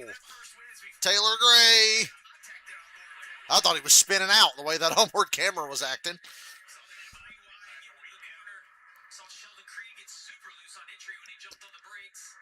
Pretty shocking. Taylor Gray's been out to lunch today. One of the best cars in both Martinsville races last year. Who got him here? Oh, Austin Hill fucking body slammed Sam Mayer into him. Come on, Hill. Even Corey Day didn't make that move. Worked out for Hill, though.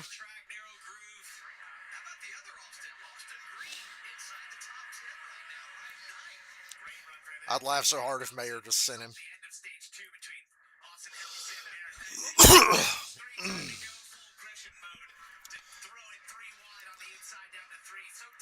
Another 3-wide pass. Sawalich under Scott and Garrett Smithley. Clippy getting used up all day long.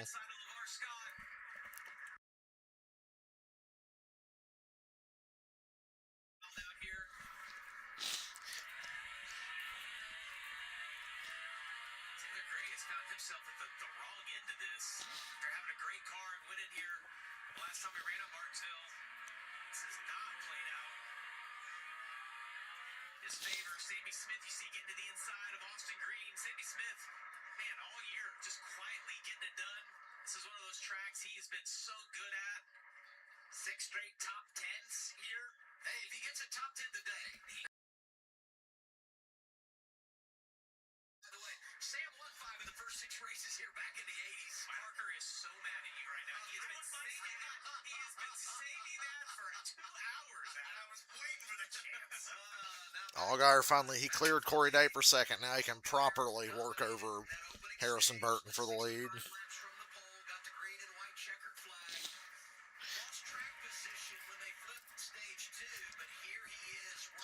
Allgaier is in the best position of his career. He's the most experienced driver on his team. They made the crew chief change, and it's obviously paying off.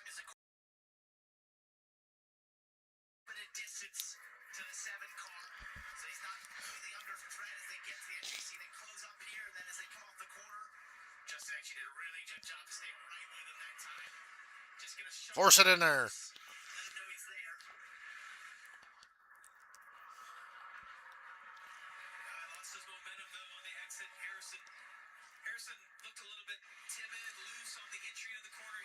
It's only a matter of time.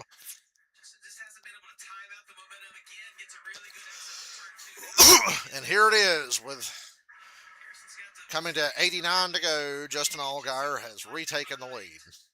Good race. See you next Saturday for Rockingham. Oh, and then Jesse Love into the left rear of Corey Day. And then Corey Day throws a block. And Jesse, I mean, he nudged him again, but he didn't run through him like I thought he might for throwing that block. Austin Green's in the top 10. Just want to point that out. He's 8th. That's the power of love. Yeah, they've been confident and kind of lighthearted all day. Get some Starkey radio communication. This was he and spotter Eddie DeHaan just before we went back green. You were correct, as usual. I tried. I'm always a little bit, I'm always in a state of confusion, but at least today I'm at Martinsville, not fully confused. With the life you live lately, I don't see how you're not. But hey, even though they feel like maybe they're confused, they're not showing it. Justin has been on a roll here as of late and is doing so again today. I know that was Eddie DeHaan that we heard the spotter, but talk to Andrew Overstreet, the crew chief. He just has been so complimentary of this entire group, this entire 17, everybody pulling the rope in the same direction, and it's showing on the racetrack, Kim.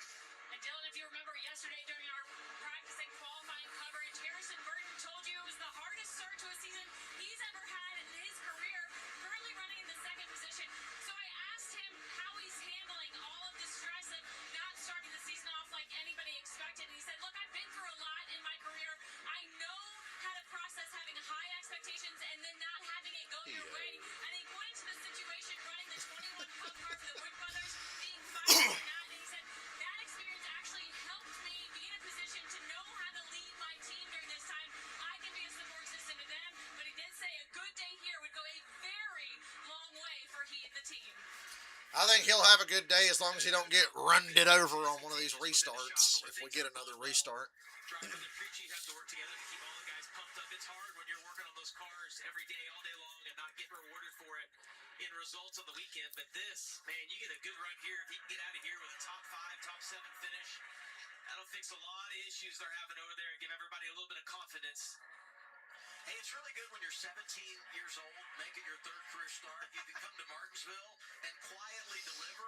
Brady, who turns 18 on Monday, has been great and quietly getting it done in that 19. And look how clean that race car is. As he looks the inside of Jesse Love, just a little bit on the left side. Brent Cruz is my upset pick today.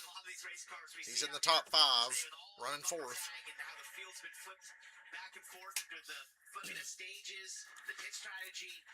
Excellent job by Brent here to have such a clean car to be up in the top 5. What about this young driver from North Carolina, Dylan? Well, one of the things that as a rookie you have to learn or kind of just be conscious of in the car is what tools you have inside the car to adjust on and make yourself better. And the main thing that comes into play with those is the brake knobs, the brake bias knob. And in Phoenix, the last time he ran this car on a short track, he didn't touch those knobs all weekend. And I spoke to Seth Chopka about that. He said they spent an hour this week just going over brake data and That smoke in the middle of the corner off of Gibbs' car again. his handling and his feeling inside the car with what he can control. So as you see, there's not a mark on that race car. He's done a pretty good job to just manage it all, do what he has to do, and put himself in a good spot when it matters. Nice battle here. Jesse Love in the 2. Racing with that 87, Austin Green right behind them, 27, Jeff Burton. Jesse's struggling here a little bit. He's kind of under threat from all sides and all directions. Jesse Love got passed by Austin Green. Inside that race car, just doesn't seem to be able to get off the corner. Long runs have not been kind to RCR today. Especially Love. Oh, Burton hit the curb. Harrison Burton hit the curb, got into Jesse. Jesse drives away from it, holds the spot. Everybody drives on. Hey, look on the right of your screen. We talk about Sam Hunt Racing. Good day for Harrison Burton in 2nd. And this was such a good track last year for Dean Thompson. He's 11th right now in the 26. His best finish of the year, 11th earlier this season at Atlanta. So he's knocking on the door of another top 10, but he's got company. Austin Hill is right there with him. Sam Mayer as well. Both those drivers have spent time at the front today. They were racing for the win at the end of stage 2. The one thing I like, though, is I watched Dean Thompson in the 26. Do you see how much ground Austin Hill makes up on entry? This track is all about being quick, middle, and off. And the 26 of Dean Thompson has had really good exit speed. He's not overdriving the entry. He's able to get that car rotated through the middle. So you watch right here. Austin on Six into the corner right there. Not quite so much this lap, but the last few laps watching them just got a good rhythm, good pace for the 26 right now. I mean, those two guys behind him, that two was racing for the stage win at the end of stage 2. So you see track position is important, and Thompson's got a great car today. And we wondered how long it would take for those two to kind of work their way back to the field. They're just knocking on the door of the top 10 now. Here with 74 to go, so plenty of time. Brent Cruz up to third. My upset prediction is still alive. 74 to go, and the 19 is turning it up. And you think about the performance of this car the last Good long run for Brent Cruz. Briscoe, that late rally to finish second in Las Vegas. Christopher Bell was good in it third last week at Darlington. Go back to 2 years ago, the last couple of years here with Eric Almirola behind the wheel. That machine has been tuned up. Today's Brent Cruz, he's trying to run down Harrison Burton for second. He is really getting it done here in his third career start. And the Burtons are good at Martinsville. We saw him get to the curb earlier. See him wash up a 1 little bit second, there. 1's eighth. Got a good car, Jesse Love. Corey Day just put the bumper to Brent Cruz. Corey, who do you think you are? I am. They're both going to get passed by Quapple with this dicking around. I was like, oh, Cruz got into third. Look at that. And then Corey Day's running him over. Don't overreact, don't get emotional. Brent does a great job to fight back around the outside and clear Corey. Good job by Brent there. Happened earlier, 'cause it looked to me like they Loose off the corner, though. him clean earlier, and then saw a little bit of contact there. Ooh, Corey really Caution the entry of that corner. with 70 laps to go. Up to Ryan Ellis. Ryan Ellis is around. Can't get it straight. 70 laps to go. Not get a long run today. 33 being our longest run. That was Longest run of the 31 day. laps. That felt pretty good right there, though. It did. I mean, Yeah, it felt nice. It was refreshing. 33 laps there. Ellis was 33rd. No brakes. Because he has no brakes. That is something you absolutely Well, you got to have brakes at Martinsville. would be the brakes. Got a set of tires. Thinking about, how do you manage this year? Man, it's been hard. Those guys that went to the back have not been able to drive to the front, and we know it just becomes riskier and riskier. Yeah, this is a tough race to call from a strategy standpoint. It really is. Oh, yeah. No, he mentioned. Yeah, and a lot of times when drivers say they don't have brakes, yeah, a little bit, but you just don't have what you need, and then the balance gets shifted really bad. When the pedal goes to the floor, it's sort of like, oh, I've lost braking power. Maybe not all brakes, but I've lost braking power, and that's where, to your point, it kind of shifts to the rear of the race car, and eventually you end up in just spinning it out like that because you're just trying to slow it down. Mike Snyder gets the free pass. He scored in the 34th position. It's been a good track for Myatt. They struggled here this weekend. Well, pit road going to be open, and we'll find out what the plan is for everybody. I think there's some drivers. Got what I Harrison Burton need. at the top of the list of those that's on the wrong side of fuel mileage. They last pitted at 68 to go. They're coming to pit road. Who's going to take a chance? Anybody? Want those tires? Looks like everybody's pitting. We're coming down progressive pit road, Kim. Maybe a two-tire stop? I don't know. That's right. As we look at the cars making their way along this pit road, very long. Let's start with Harrison Burton. Oh, we're actually going to start 4 on the 17. Drive off completely. Just really wants a long run. They'll take tires. No go fuel. 4 on Harrison On Burton, the right side of your screen, little who I tip love for seeing have a good day. Putting heat in the right front, so he needs that drive just a little better. They were following the leader, which is Justin Allgaier. And Allgaier was happy with the race car, said when it rubbers in on the long run, we are really good. Brent Cruz on the right of the screen said he was a little bit tight, but that was the best run of the day. If they change anything, make it very, very minor. 4 tires and fuel for the 19.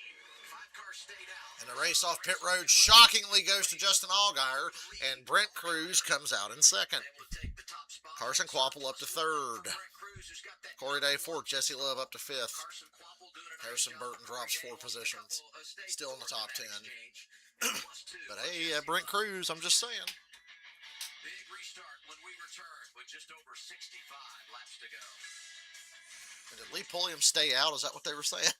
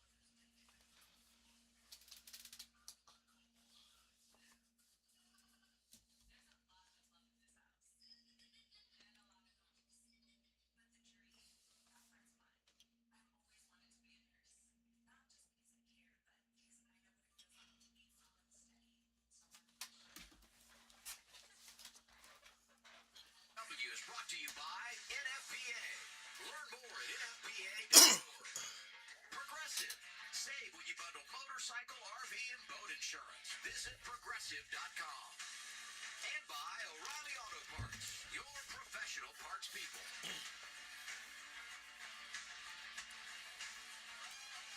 Well, that should be the money stop, ladies and gentlemen. Looks like we did have a few cars stay out. Because why not? 54 is not even in his pit box. Taylor Gray's had a rough day. You gotta be within those lines. To the left, he's all the way to the right. That is not gonna work at all. You can't park there, as the kids say. So Lee Pulliam's the leader. Brandon Jones second. Raja third. This is a great call for Raja to get him back up front. Ryan Sieg fourth. And then you got Star Poli and whoever the Joey Gase. Oh, God, they're stacking up. Allgaier 3 wide in the middle. He had to go somewhere because they were stacking up. Joey Gase gets comfortably out of the way as Lee Pulliam pulls them down the backstretch. Boy, how cool would it be if he could win this race? Great strategy here by the 9 and the 88. I love it. Now Allgaier's got to go to work and earn it all over again. He's got the tire advantage, whatever that's going to be worth. It's been tough sledding here. It's hard to pass.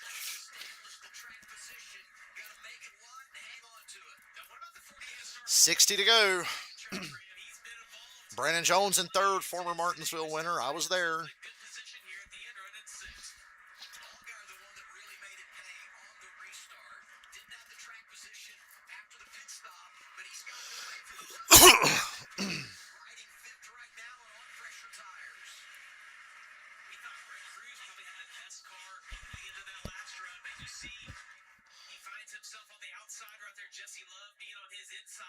Sieg out of the way for Allgaier. Brent Cruz in a bad spot here because those cars have stayed out. He would have been second if those guys didn't stay out, damn it.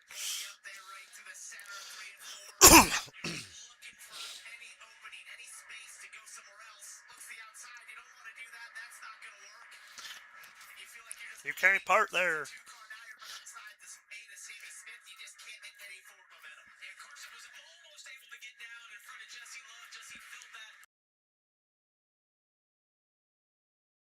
Quapple and Jesse Love looked like they were steering each other there for a second. They were so locked together.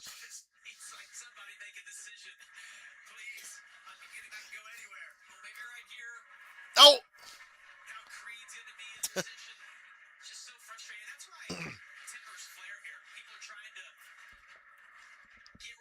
Allgaier going for third.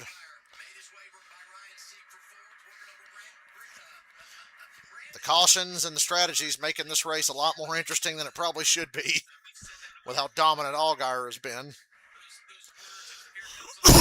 He was in a shitstorm on that restart, and he came out the other side of it.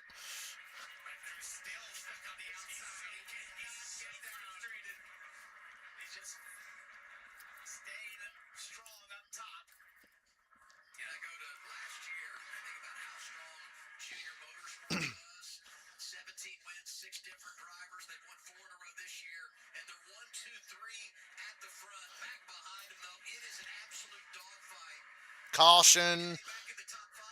Smithley's around. The 42's backed into the wall. More back marker bullshit.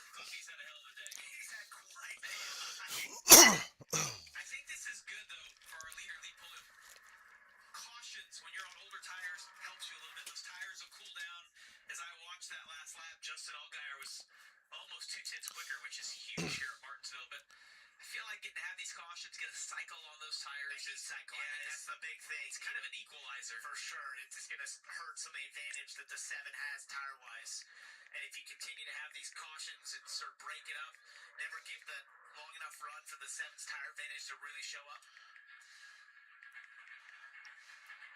Taylor Gray's had a long day. Right on board with him. Oh, so Garrett Smithley.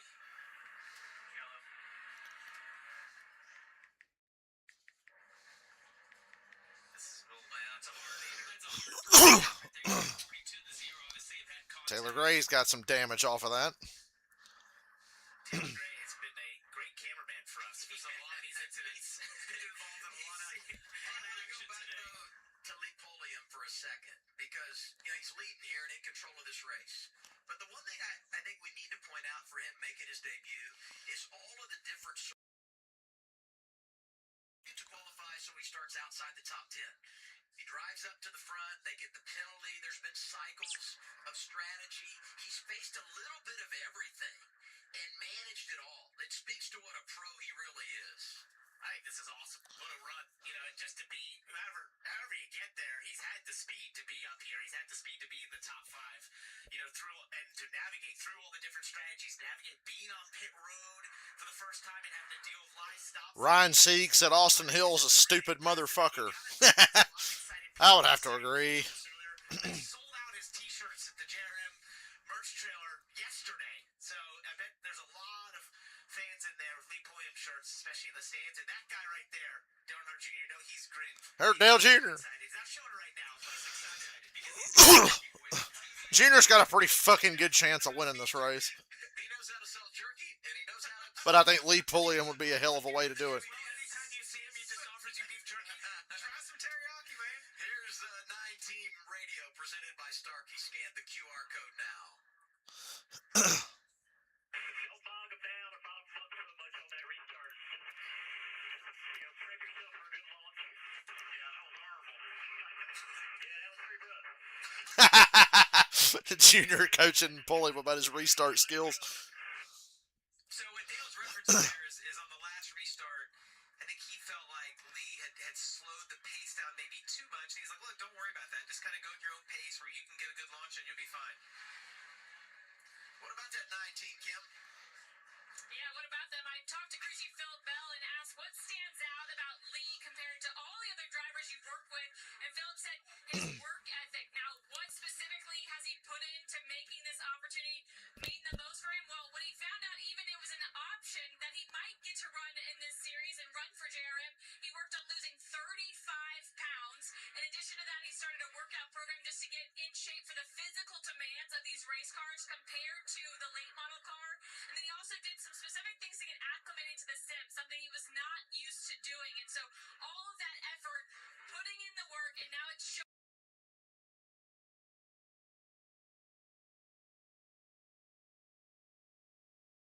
Earlier this season at Circuit of the Americas. Now our Golden Moment brought to you by Golden Corral.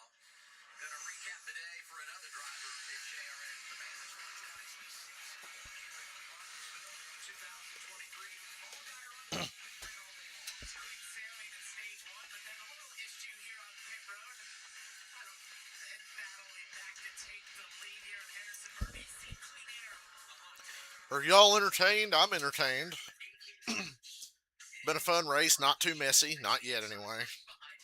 Although, like I said, around the beginning of stage 3, I said this race is trending towards shit show territory. If you look at the cautions on the progress bar at the top of your screen there. I love Justin Allgaier, and I'm okay with him winning.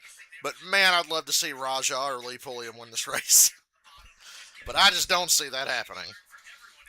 48 laps to go. Green, green. 9 was a little better there. Better launch. Well clear by the time they get into the middle of 1 and 2. Oh, Allgaier washed up off the corner. Corey Day's going to dive under Allgaier. Oh, and it forced Allgaier to check up behind the 88. And the 9's driving away. This was not a great first lap of this run for Justin Allgaier. That's okay. They're going to wreck behind him. He'll get plenty more chances to fucking get a good restart.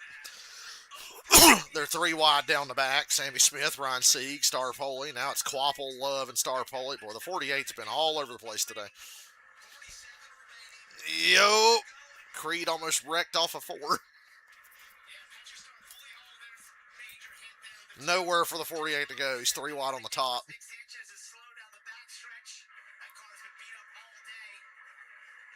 Get to pit road, you bum. This racing's good. Love just washed up. And Burton sends the 48 into Ryan Sieg. No wreck from that, unbelievably. And now Mayer shoves Star Foley out of the way. Nobody races this 48 with any respect whatsoever. It's He has just been beat the fuck up today. It's amazing he's not been wrecked completely yet.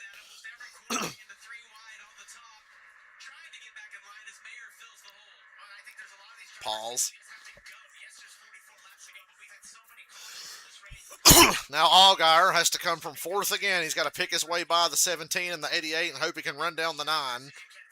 Corey Day has definitely stepped up the aggression here, made a lot of good moves. Hasn't wrecked any of his alliance cars yet. They're not really teammates, but they're in an alliance together. NASCAR trying to keep this thing green. Corey Day for second.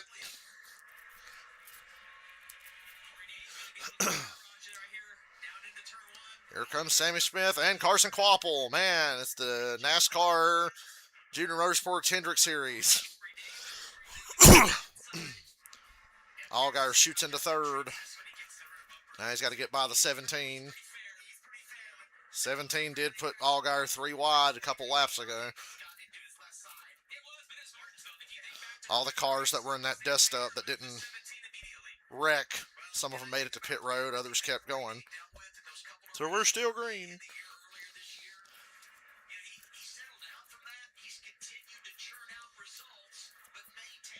$40 to go. The unlikely duo of Lee Pulliam and Corey Day running first and second. Allgaier, fastest car on the track, though, in third.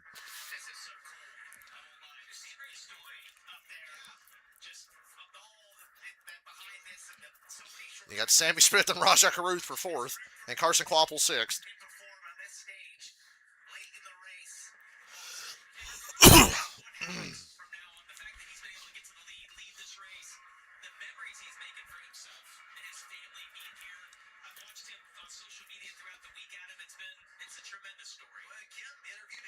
Sammy Smith up to fourth.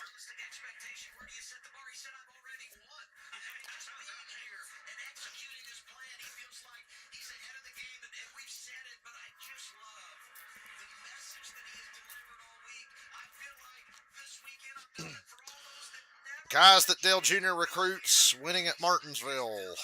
Josh Berry did it. Maybe Pulliam can do it. Junior cried when Josh Berry did it. I have the race win diecast autographed. Josh Berry Martinsville win.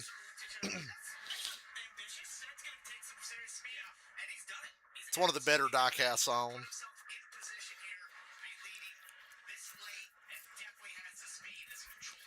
He's got the speed, but he ain't going to hold off Allgaier, especially if this goes green and they start getting into traffic.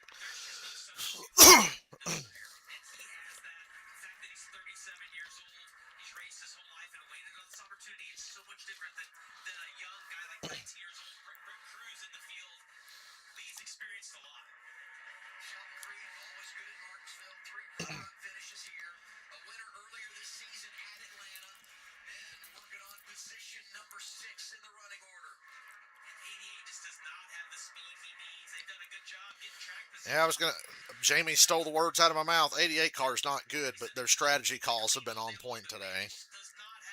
I hope he can hang on and get a top 10. He's fading right now. Got passed by all his teammates. Hello, Jesse Love, shoving Brandon Jones. Caution again. Goodness gracious. The 25's in the wall. Lots of smoke. Debris from underneath the car. Not going to make it back to the pits in a timely manner. He's been on and off pit road throughout this run. It's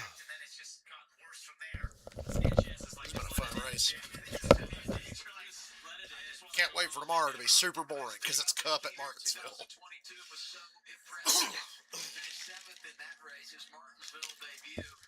Turns out that's his only top 10 finish on a short track in the O'Reilly Auto Parts Series. And well, this weekend has been one to forget for the driver from Miami, Florida, who was running for Rookie of the Year a season ago. He's flat side of that car. Not only is the right front down, but the right rear. You look at the wheel painted side of that. It's been big impact. I believe he's just trying to get it back pit road here. Let the field go by. Get a look at what you're referencing there, Jamie. Yeah, just that thing's beat up. 3 words. This is Martinsville. O'Reilly Auto Parts onboard camera, ride with Taylor Gray, one here in the fall. We talked about all the challenges he's faced today. It hasn't been his day. It's just kind of when it gets to him. That car's tore up now on the front. He's frustrated in the car. They're frustrated on the pit box. This our O'Reilly Auto Parts pit crew view. I feel like that shot on the left's like a still shot. I haven't seen anybody move on that pit box in a while. There you go. We always tease Rodney Childers and how he really doesn't get excited. Crew chief of the one. Jason Ratcliffe doesn't go over the top either, you know? He's been through it all, man. He's won a lot of races. It's here from the boss man, 30 to go, and his veteran driver that's making his first career start is out front, Kim. Yeah, Dale Jr. responsible for making Lee Pulliam. There's Dale Jr. They talking to Junior. What do you make of the racing you've seen from him in his first series start? I'm not surprised. You know, the guy's got more racecraft than a lot of these guys in the field, a lot of experience. You know, he should be able to get in there and get it done, and he's done a great job today. He's had a little bit of a desk fit on tires, but we'll just kind of see how this works out. I'm proud of him, and I know he's got a lot of people pulling for him, and hopefully he can come out of here with a great result. Are you nervous? I'm always nervous. I don't care who's driving our car, especially Martinsville, caution inside of 50 to go. This could get ugly, so this is not fun for owners, I'll say that. Yeah, thank you. Well, it clearly can get ugly, but it's also getting real right now. You get down, we're going to be 30 to go right now. Cool them tires down, Lee. The 9 car, he's thinking about all that. What do I have to do on this restart? He did a great job last time. But as these laps count down, getting real inside of that car. Now he's trying to join an elite group. Those that have won in their first ever start in the O'Reilly Auto Parts Series. Earnhardt did it in 82.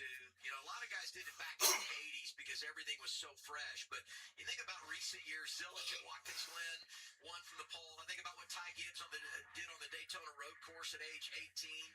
Kurt Busch in 2006 at Texas.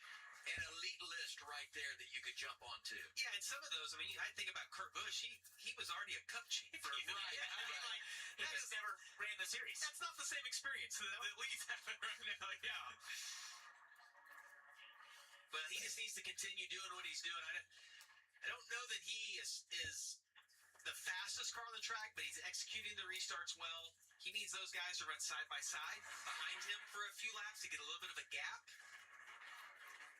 You know, I want to go back to the early part of the year, and we talked so much about Corey Day, and I referenced this. But he had some run-ins, and we know things are going to be physical late here. I wonder if this weighs on him at all. Walk us through some of the things we saw, starting with the season opener. They're showing the Corey Day highlight reel of him wrecking everybody the first 3 weeks. I know Sieg was mad with him right here. Corey said he had a flat tire, got into his teammate essentially from Junior Motorsports. This is where it really erupted, was taking out Connor Zillage late in Kona. This is just pit road, learning how slick the pit road is at Phoenix, but that's really where it erupted and sort of the conversation started. He knew he had to change starting in Phoenix, and he's done that. Kodo was the example of when he kind of made an excuse about the pan on the car, and you can't do that. And I think that's what tipped it over the edge. Was like, no, we're not going to make excuses. You have to be in control of your car. But Parker, you said this, and when we talked to him afterwards, we were scared that when he tried to back it down a little bit that he wouldn't be fast enough. Well, that couldn't be less true. He has done an awesome job since then. Well, you saw the results. 5 consecutive top 10 finishes. And, you know, going to tracks where he's got so much limited experience, but not necessarily the case here at Martinsville. Ran both O'Reilly races here last year, a couple of truck starts. You see that experience paying off here today. Extended yellow, because we're trying to get the 25 and Nick Sanchez off the Extended pit lane. yellow because that car really need to still be running. So we're going to get the green flag here right around 25 laps to go, it looks like. Lee Pulliam saying, hey guys, take your time. It's okay. Yeah, no problem. No worries. Yeah, you just let me keep running around here. That's fine. We'll just keep taking away laps. Dale Jr. talked about the tire deficit. If there's not many laps, it's not really going to be as big a deal. But the big thing that Lee has to be focusing on right now, Corey Day, is what Dale referenced in that clip of talking to Lee about the restart, and that is tire prep and prepping those tires, keeping your brakes prepped. That's difficult to do. It's a colder day in the 50s today. You got to work, and that's one of the things that Justin Allgaier there, sitting in third, knows really well. All of his experience in these cars. He knows exactly what to do prep-wise to make sure that when you roll that restart, the tires and the brakes are in optimal position for the restart. It's been a great time of year when you look at the schedule. Last Saturday racing at Darlington, today here at Martinsville. Next Saturday we go to Rockingham. Race number 8 on the campaign. Oh my God, Saturday at 1:30? Hell yes. It was so And then I'll have a Sunday to myself. last year. And I think about how that race ended. Jesse Love gets the victory, but then fails post-race inspection, turns the win over to Sammy Smith. Who will it be next Saturday? We look forward to bringing it to you live on CW as we get ready. There we for go. the J. There's a fan. Yep. He didn't buy one of those T-shirts. He already had his sweatshirt. Now we get to choose. Corey Day, take the inside. Lee Foley, no surprise at the inside. Puts Allgaier outside front row. I don't know if that's a good thing or not. We were talking about Rocky. It's good for Allgaier because he won't have anybody stacking him up or nothing. I think if you want to win, you almost got to be on the inside, and maybe this is where we see aggression. It's hard to balance. Heard Jamie say you got to be on the inside, he thinks, to win the race. I'm like, well, not if you're Allgaier. I think Allgaier's the one guy that can definitely win this from the outside, and he could do it right here on this restart. And that's what we saw here last year. But I like Corey Day taking the inside. Hopefully he doesn't plow into the 9 and wipe out the 7 and the 8 and somehow the 1 and the 88 all at the same time. That would be the most Corey Day thing to do. He's turned over a new leaf the last couple of weeks. See if the 9 is getting better and better at these restarts. He had a pretty good restart on the last one. 25 to go. I doubt it stays green. Great launch for the 9. Well, I thought so, but the 7 played that pretty perfect. Gonna have to use the fact that he's on the inside. Don't let that 7 get around you. Drive it in on him. I told you Allgaier's going to win this thing from the outside. Why are we not showing the lead? Don't let him get clear. No, don't let him get clear, Lee. Don't let him go. Good run off the corner. Allgaier's clear. Contact for third with Heim and, or not Heim, Corey Day and Sammy Smith. Don't! Lee hit the curb, I think. He hit the curb. Well, Allgaier's driving away.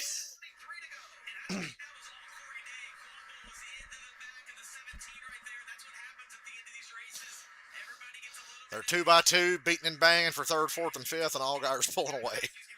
And a spin. Ross Chastain kind of forgot he was in this race till he got spun just now. And caution's out. Good God.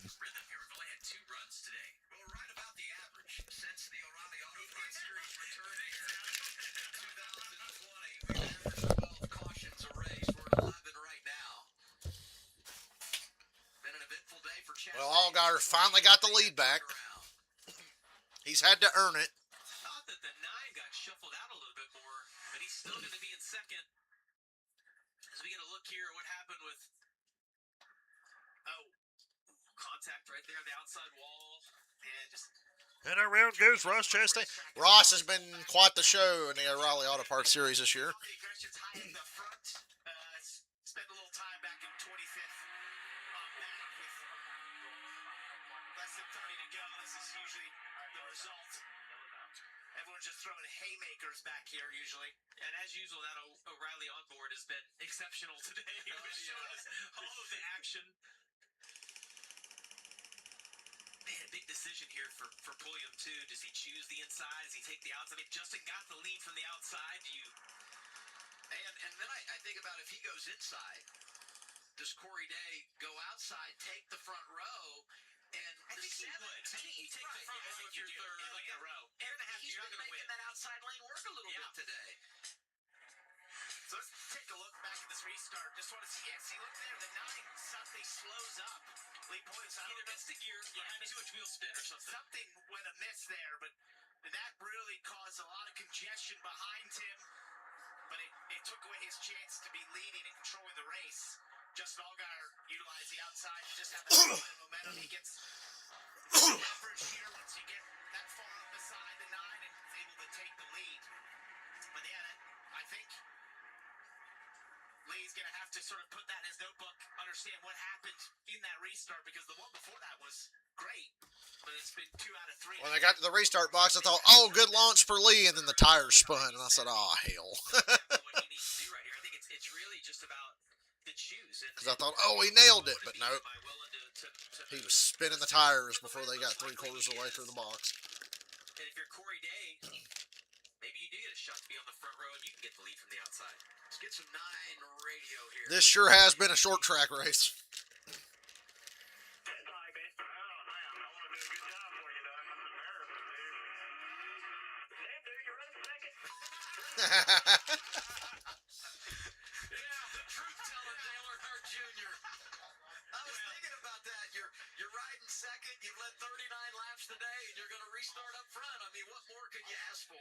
I just think he's grateful for the opportunity, and he's like, man, I'm in a position. I'm the leader. I'm in a position to be able to win this. What about the 7 team right now, Dylan? Well, it's interesting. I spoke to Andrew Overstreet yesterday, and he said the last 3 weeks, the difference in winning or not has come down to picking the right lane on one of the final restarts. The times they picked correctly has been twice, and they've won those races. So they got the lead there from the outside lane. We'll just be curious to see what lane Allgaier sticks to here as we continue to choose and come to it right now. Here it is. Freeway Insurance, choose. How about Polian says I want the front row, goes to the outside. So that puts Corey Day, who's been aggressive today and had a strong race car inside of row 2, and Quapple's on row 2 as well. Kim? And Pulliam said before the choose, I want the front row. If I'm going to lose, I'm going to do it from the front row. We'll see what he's got for his teammate, Justin. Scared about the big stack up here on the outside. Disagree with the decision. Well, he also learned from the guy being on the outside, so go for it. Go where you think. You know, we see often where Corey Day is. Corey Day is the wild card in this situation. Very aggressive. We just saw the lead get taken from the outside. 5 junior motorsports Chevys here. They're in the top 6. Their kinda teammate, Corey Day. All right, 17 to go. And I told you the big stat, and there's a big wreck behind the 9. I knew it. I called it. Parking lot. I called that shit all the way, dude. I said, get ready for the big stack up on the outside, and there's like 12 cars just got totaled, including Carson Quapple. I think the 9's okay. I mean, hell, he's the one who spun the tires and stacked everybody up. Now I don't think Junior's going to be so happy with him because that killed the 1 car. But this is 2 in a row, so I think we found the culprit. And you got Austin Green and Harrison Burton and Jeb Burton and Taylor Gray. Here, most likely. This is going to be a red flag situation, I think. These cars, teams have different providers for the gearboxes. Sam Mayer. How did Sam Mayer get wrecked off turn 2? Different ways and feelings of how they shift. They have different levels of force you need to use. See Jeff Burton. Called that shit. And it can be something where you just have to kind of figure out what it wants and where you feel the mesh of the gears and just how they go in. And Harrison Burton with a ton of damage. That's unfortunate with the day he was having. Think about all the drivers that were up there that had a chance for a top 10 today, maybe better than that got damage here and are going to have their afternoon's finish compromised. Austin Green is on that list. Our 12th caution is turned to our first red flag. Here's a look one more time at the restart. Unfortunate. You're going to see they start to accelerate. I went from pulling for this dude, and now I'm just like, can you get the fuck out of the way? Just doesn't go into gear, and the momentum's coming from behind. Brandon Jones got tore up. Brent Cruz got spun. Know where you can go, and then once the cars start wrecking here, if any oil gets on the racetrack, You'll be happy to know that Austin Hill made it through without a scratch, though. it's just like you're hitting ice, so you're trying to slow down, and even though you're not going very quick, there's just nothing you can do. The track is super narrow as well, and it just becomes a parking lot, essentially. Nowhere to go.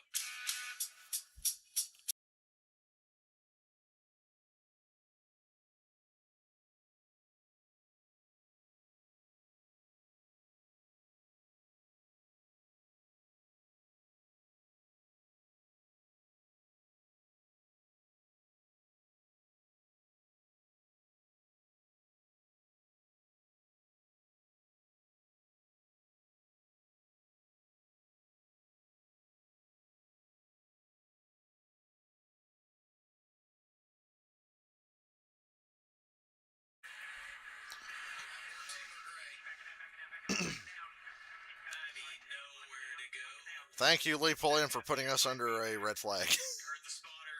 You can back it up. You can back it up because there's nowhere to go in front of you. It's completely blocked. When I think about Jeff Burton, how strong of a race car they had. He was so good in Phoenix. You get some stage points, finish in the top 10. Last couple of weeks haven't gone their way. Carson Waddle coming Hate that for Quaffle. tracks in position for success. Points implications there. Damage from row 2 on the restart. Under the red flag.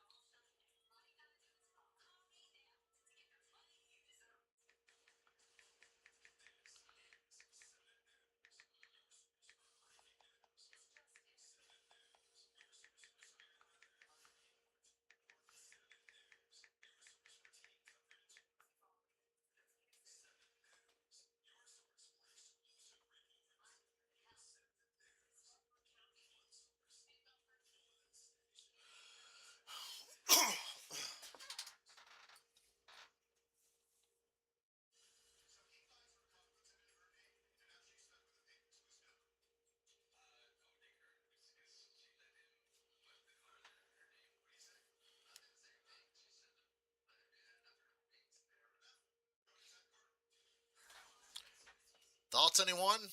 No?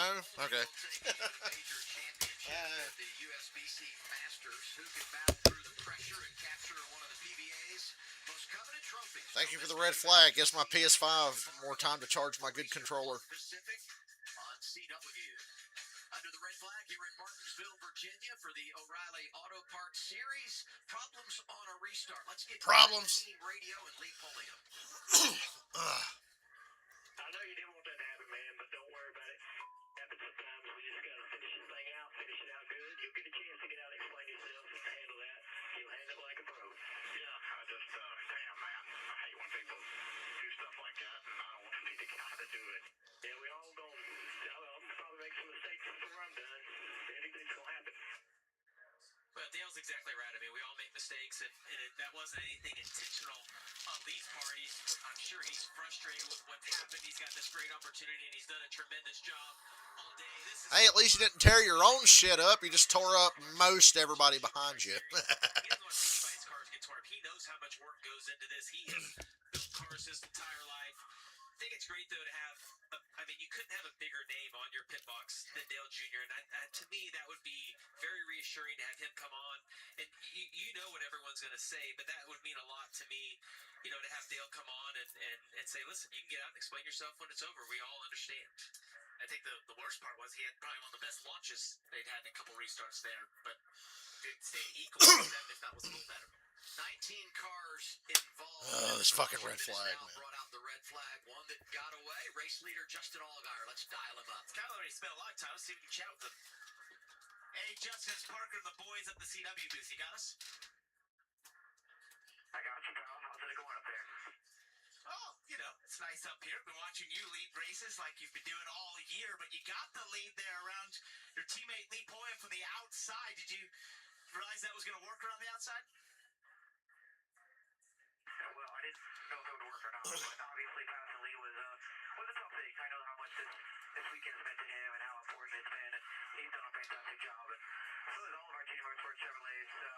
Just to see all those Hendrick engines up front like we are right now, to know how much effort and time we put into, especially our turret track programs, and being good here, it makes it fun. So really proud of Andrew Overstreet, all the boys on this Grand Prix track Ultra Chevrolet. I feel like we've had the car to beat all day, but as you well know, there's 16 to go right now. Who knows how many we'll have once we take the green. That's a long time in Martinsville. Anything can happen. But Justin, we've seen, you know, restarts have been a little bit of a struggle for the 9 car. Obviously, that's what's caused this wreck. Just take us through your process coming to the green. It's a second gear restart. Is the wheel spin the biggest issue? Is it the shift from second to third? Like, what are you guys struggling with today? All of it, honestly. I mean, the wheel spin is definitely the most important piece of it. Just timing your runs, you know, how you prep the tires to get rolling. You know, it's so critical and it's so difficult. I had a few early on in the race where I really mistimed them and just put myself behind and really worked on trying to figure out what that looked like when we were in the back of the pack and learned a few things. And you know, that just at that point you gotta go try to maximize it. But all it takes is one small mistake, and with the cars packed in as tight as they are, you know, it can put you in a really bad spot really quickly, like we just saw with the 9. So you know, we'll go try to execute on the 3 starts. I guess if you know my gray hair gives me anything, at least it gives me a little bit of experience on some of these 3 starts. So hopefully I can have another good one, or maybe a few more good ones depending on how this race plays out. All right. Well, buddy, we enjoy watching you every single week. We know you're also a little bit of a movie star, we heard, recently. So go ahead and get you another one, okay? I mean, I appreciated shooting them with the wild card group was awesome. It's cool to see how they put all that together and just what that show looks like right now. So all I've seen is about a 2-minute clip. That's pretty awesome. So we'll be tuned in and watching this next week whenever it comes on, and hopefully the fans enjoy it. All right, man. Good luck. I thought the best part of the pre-race, we made Justin read the promo for what he did, and he was so comfortable doing the whole interview, and then we made him read it. I'm like, he's so uncomfortable right now. That's great. Is it a match made in heaven or what? The O'Reilly Auto Parts Series and CW, and the way NASCAR and that garage has embraced CW, and everything that CW has done to promote everything that's happening. Need to hurry in the up, man. garage, and the fact that Justin's going to be Look on at all the that cars. goddamn speed. I mean, it's really been fun to watch this transpire, and I think it's really done a good thing to build up the series as well. And it's so cool, and if you're a fan of this series, you know every week where to find it. It's on the CW, right? To watch the O'Reilly series and the great racing that these drivers and teams put on. Sometimes big wrecks like we saw here. Yeah, and hey, we might not be done yet. No, When you think about the history of this place, a Long lot time of to late wait. drama at Martinsville. Going to be inside of 15 laps to go when we return to the green flag. Eventually.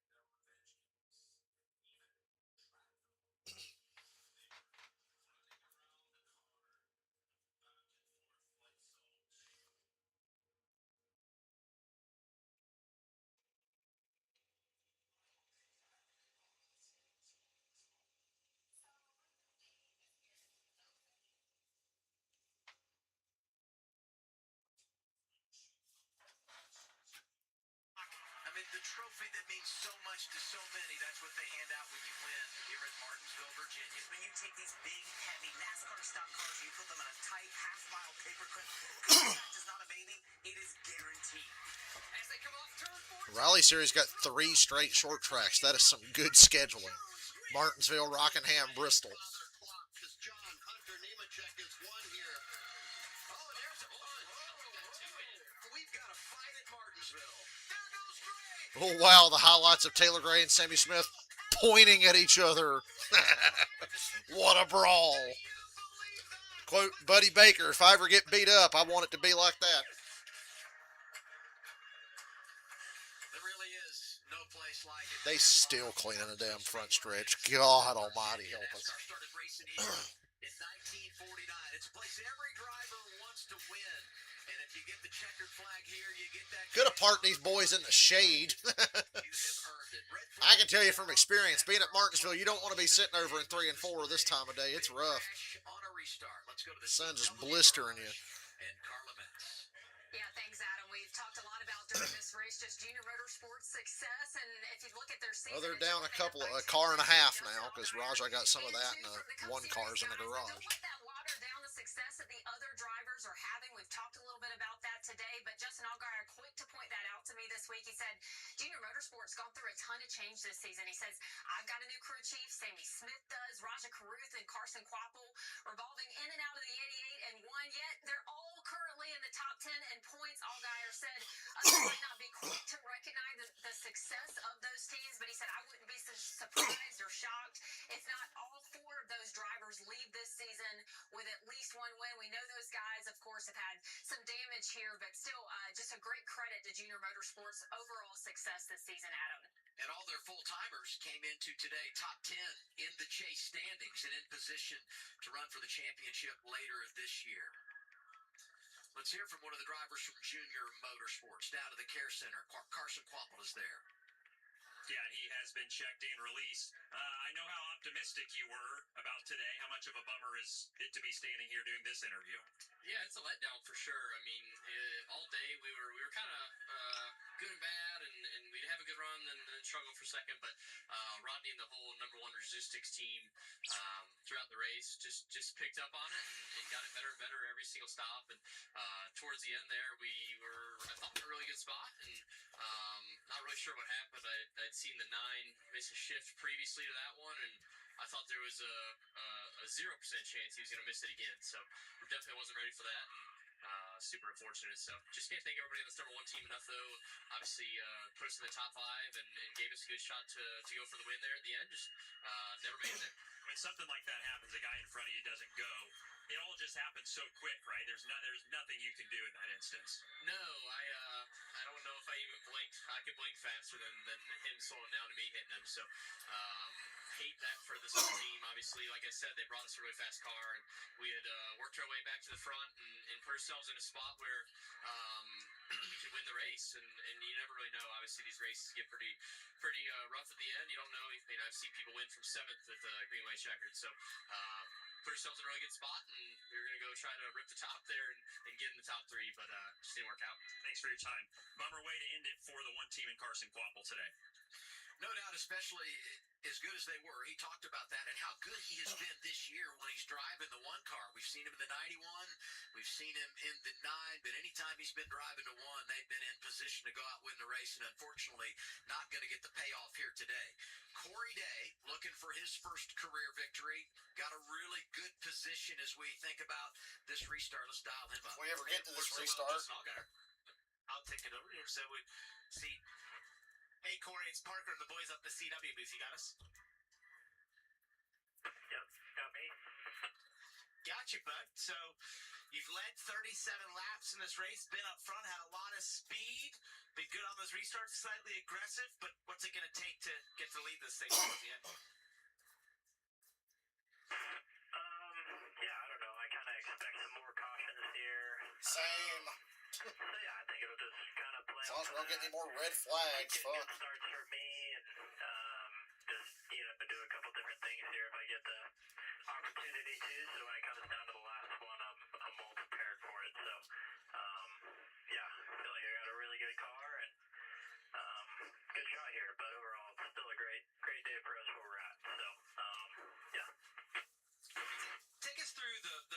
of choosing the inside or the outside. You're second right now. You can have that choice of lining up third or taking the front row. We saw Allgaier get the lead from the front row. Just explain to me kind of how you're going to decide where you're going to start here. Yeah, I think it's pretty dependent on, how the guy's car who's in front of you or choosing in front of you is firing off. I was able to, I think I restarted 9th or 7th there, and I was able to get under some guys out of 2 and, drive off really well there. So I was hoping I'd be able to do the same thing to the 9th, and then he missed a shift or I don't really know what was going on with him, and that kind of screwed that up. The 7s have been firing off pretty tight, so I'm really not sure. I guess I'll decide coming out of 4. Do I still think Corey Day sucks? I don't think he sucks. Week by week, he's shutting me up. I don't think he sucks. I think he's just got to use his head, and he's doing a good job of that. But he was so remarkably dumb for the first month of the season. I'm just like, how is this guy even here? However, there's still 16 laps to go in this race. Let's not give him too much credit yet until he finishes this one off. If they ever get to finish it off.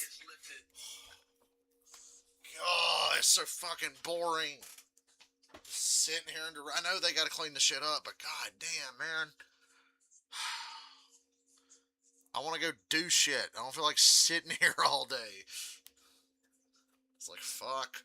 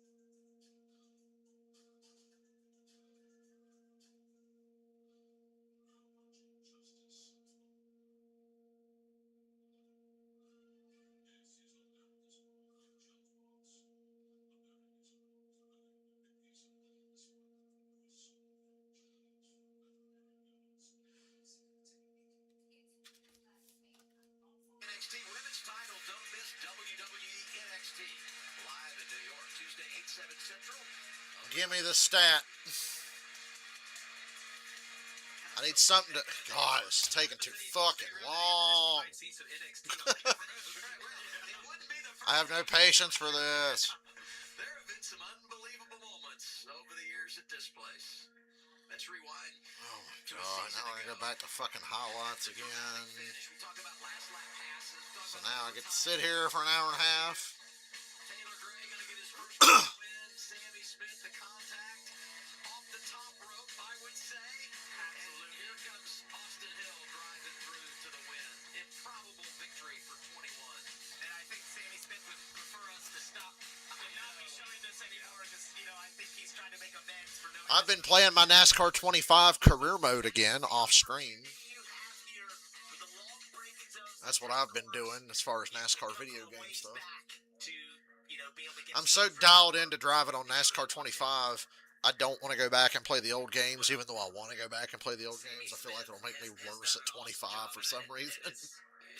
That usually doesn't happen. I can play a bunch of different games like that, but we have to. I'm Also back on my commend him NASCAR for what he 25 did career in the mode for the second first race time in last a year, couple because of he was months. put in almost that identical position where he could have moved Taylor, and he chose not to. And most likely because of how much flack he caught for earlier in the season. As you just saw that graphic though up there, he's exceptional at this racetrack. It'd be really exceptional if we could get this race going again, because there's only 15 fucking laps to go, and it's going to take an hour and a half to finish it. He'll be as timid as he was last year in the second race if he can get himself in the right position. The unfortunate part for him is that all those cars in front of him. It can't take that damn long, can it? That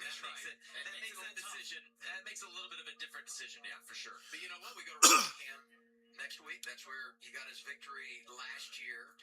And Talladega's coming up in the not too distant future. He's been to victory lane at that place. So when you look at his history, you look at how they're running, and he's out of the gates. And we've said this about a handful of drivers, but when you look at their resume and what they've been able to do over the balance of their career early in seasons, and you compare that to what they've done here in 2026, he's one of the ones that we highlight to say off to the best start of his career. And it's really not close. Top 10 in every race. The only time Sammy didn't finish in the top 10 was Atlanta. They had a tire issue. It was going to be in the top 10. He might have won that race, right? Definitely won that. So he's just been really, really good.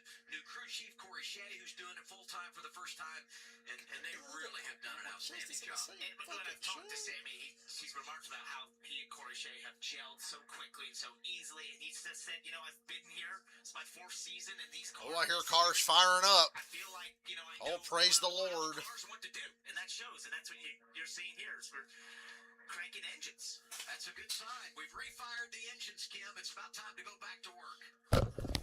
You know, Caden, the biggest reason I kind of took a couple of months off my NASCAR 25 career mode was because I'm like, I don't want to race playoff bullshit, even though it's just the video game. I was very bitter that we don't have the chase in NASCAR 25. But I said, fuck it, a couple days ago and started playing it again. I'm doing trucks and cup right now in my current season.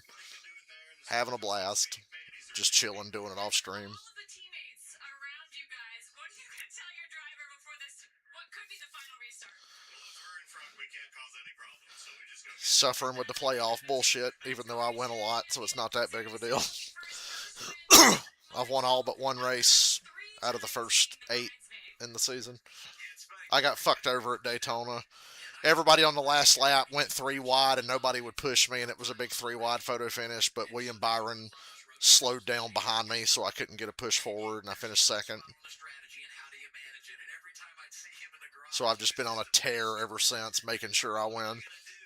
Then at Darlington today, we had a caution come out during green flag pit stops. I pitted a lap earlier than I wanted to because I almost spun and I bounced off the wall. So I said, fuck it, I'm pitting this lap. And as soon as I come off pit road, they're costing your lap down. So I'd take the wave around. And I was 7th on track, but lined up behind like 20 cars and had to hustle my ass off with less than 10 laps to go.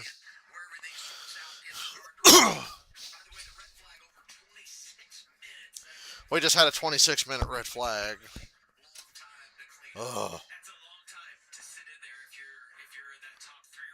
Yeah, and they all had to sit at the end of 3 and 4 right in the damn sun. They couldn't even sit on the front stretch because that's where the mess was.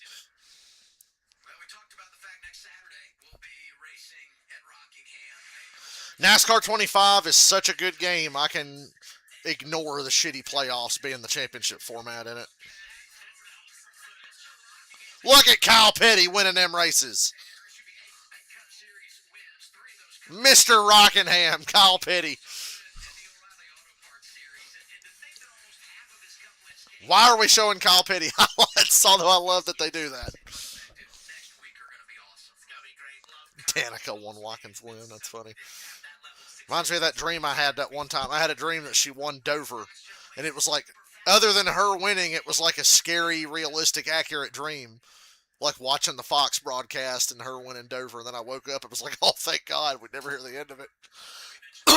Thank God it was a dream. I had that dream the night before the 2014 Daytona 500, I think. I think that's when I had the Danica wins Dover dream. And it stuck with me after all these years.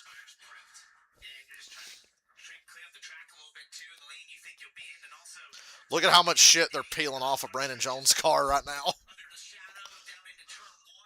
Hey, that right front tire on Brandon Jones' car will be nice and cool.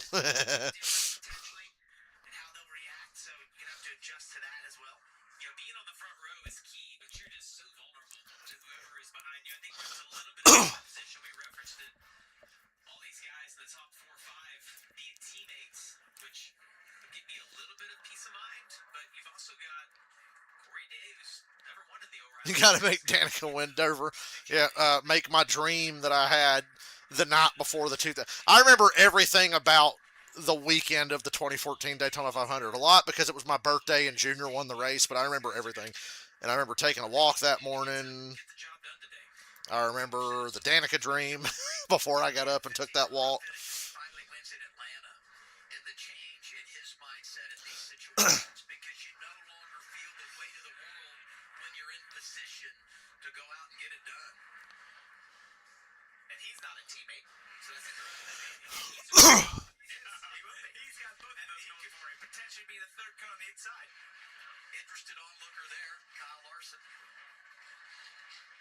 thought it was so funny he won at Las Vegas, and in his interview, all he wanted to talk about is how impressive Corey Day was. That's right. Allgaier goes inside, Day goes outside as we look at the freeway insurance choose. You can see that speed drive has been laid down. All right, we're finally doubled up and getting ready for a restart. At this point, I'm just hoping the race goes green to the end. We all know Allgaier's going to fucking win. So all these cautions are just literally delaying the inevitable. By Corey Day to go to the outside because of being a teammate. Essentially, with Junior Motorsports in front of you, it's going to be hard to get aggressive and move that guy out of the way. You can race him fair on the outside. Parker, you've talked about it the whole race. You're going to just pitch him down. You're going to pitch him down more than ever right here. Watch the 9 car outside second row if you're behind him. Look at the hood on the 18.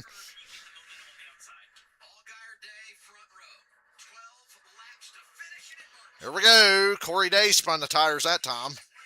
Made this real easy for Allgaier to win. Good for Allgaier. 12 to go. Jesus Christ, just finish this race. There's no point running each other over. Nobody's going to win but Allgaier. Look at how much better he gets off the corner than Corey Day. Corey Day was so loose, just trying to wind up on the outside and get a run and clear the 8, but he can't clear him. And they're wrecking William Sawalich. Time for another 45-minute damn caution. Major left front tire rub on Pulliam's car. That's a bad tire rub. It's like all the way on that.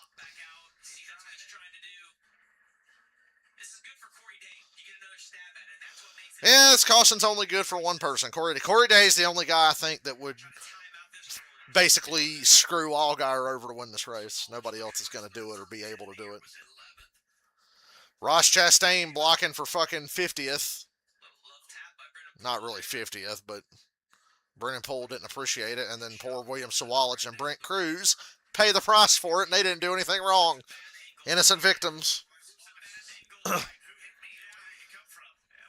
Sawalich kept Ross from really wrecking there.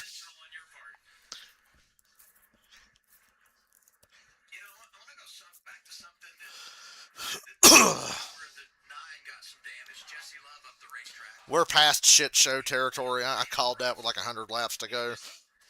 The worst hit, the way it hit it, crinkle defender, basically. You know, I want to go back to what you were talking about on the restart and how you had a series of cautions. And it's so hard to manage the restarts anyway. But there's games that are played, and they're the tricks of the trade.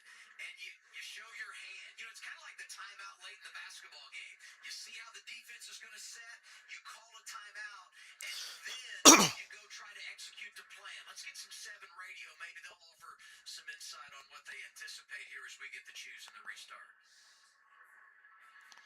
We work on that restart. I know you got 6 seconds, Rick. Just be ready to switch it up on them. Don't do the same thing too many times. Copy, too. But the other thing, you don't want to get cute here. You know, we heard Dale Jr. reference that to Pulliam earlier in the race. Like, don't overcomplicate what you've got right here. I mean, your goal is that you're just trying to get the other guy to have a little bit of a wheel spin. And if you're in Corey Day's position, all you're trying to do is just get a little bit of momentum built up so that you don't get that wheel spin. And I think if the 17 can be side by side with Justin getting into turn 1, I think he's got a good chance of coming off the leader. I think the key is for Justin, it's about catching them off guard.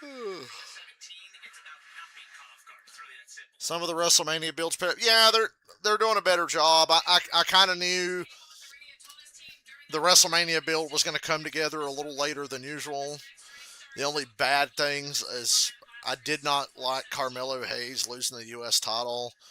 The Rhea versus Jade build has been god fucking awful, and if I was them, I'd regret booking that match. But now you got to go through with it.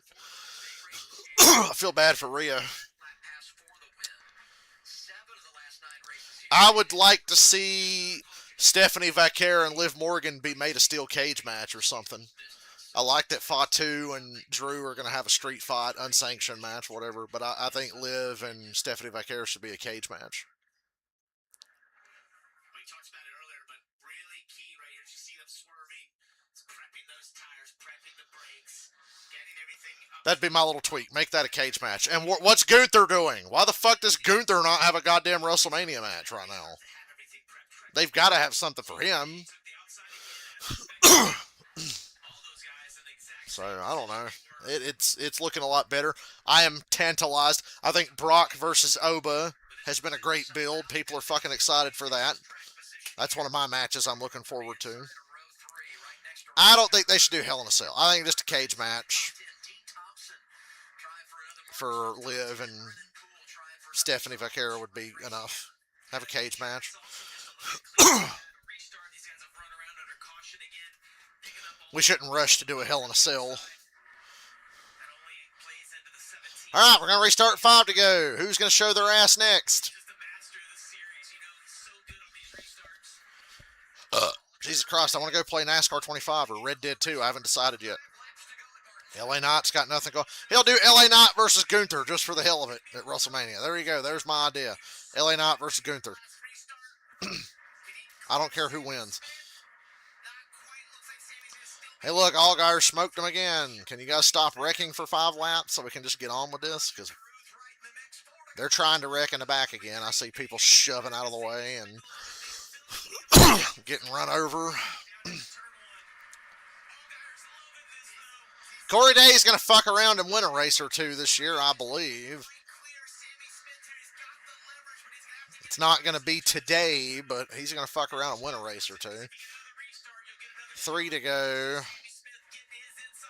This has turned into the longest day ever. Allgaier just ran his fastest lap of the race. Jesse Love getting used up again. They're still side by side for second. Corey Day and Sammy Smith. Pulliam still in the top 5, hanging in there. 2 to go. That top 5 is pretty well cemented. They've got a big gap over the rest of the field.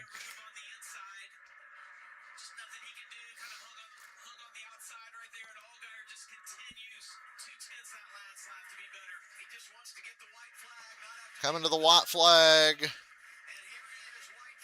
White flag, white flag, white flag. 1 lap to go. The race for second is on.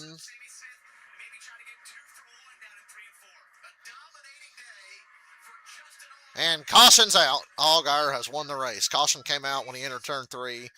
Somebody got wrecked somewhere.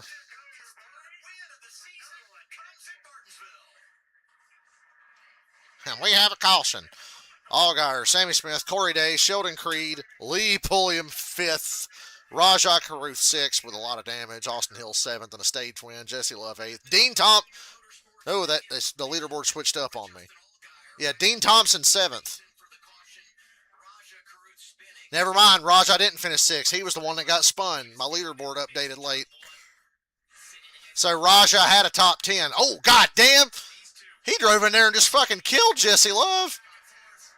And I bet Jesse Love paid him back. Was it Jesse? No, Brent Cruz spun him. I was expecting Love to just pile drive the 88. So my bad. When I was looking at the leaderboard, it was from the lap before. So, Allgaier, Sammy Smith, Corey Day, Sheldon Creed, Lee Pulliam 5th, Austin Hill 6th with a stage win, Dean Thompson 7th, Chastain somehow gets a top 10, Ryan Sieg 9th, Brent Cruz 10th, Retzlaff 11th, that's pretty good. Mercifully, this fucking race is over. It was a good race, but damn. A little shit showy. To the point where I'm relieved that it's over. Low-key relieved it's over. Happy it happened, glad it's over.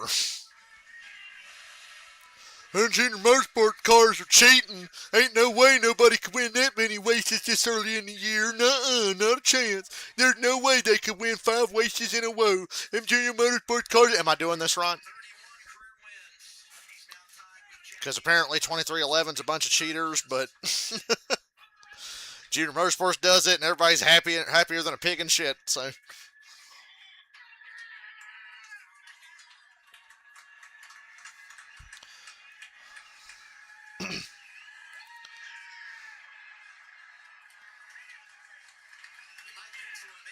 Saturday in Rockingham.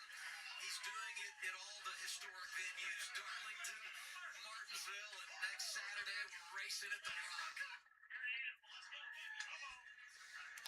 Bunch of cheaters. Nobody could ever win that many races in a row.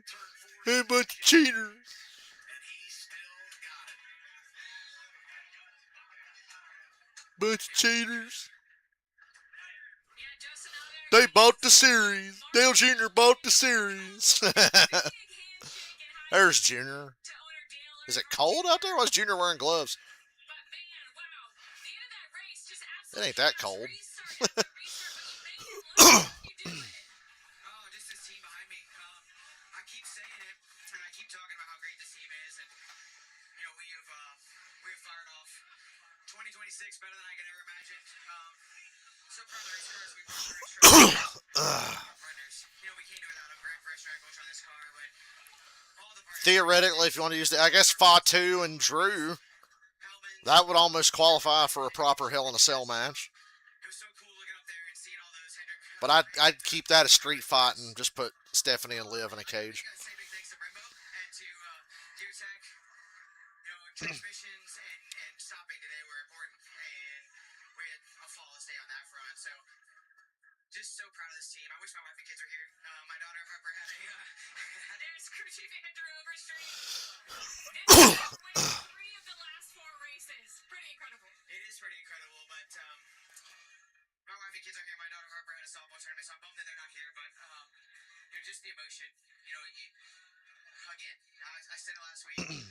You get later on in your career, you never know if you'll ever win another one, and to do it the way we've done it this year has been pretty special. So, like I said, all of our partners, everybody, Jarrett, everybody in Junior Motorsports, the men and women that work on these cars, they're just awesome. So, thank you to the fans. What a cool racetrack. I mean, Martinsville is. Yeah, that guy saying The fans. champions of the other series shouldn't be in the Hall of Fame is a fucking retard. Well, it's just his opinion. Yeah, he's a fucking moron, dude. Like, Justin out there in the 17. he says that while sitting in front of a 2-time O'Reilly Series champion and multi-time champion car owner in that series, who is in the Hall of Fame. They showed Junior running down to hug Pulliam, and I couldn't tell who it was. I said, "Oh God, somebody's fighting." Top 5, bro. Led some laps, finished top 5. Some shit got tore up, but that's the brakes. Good for him.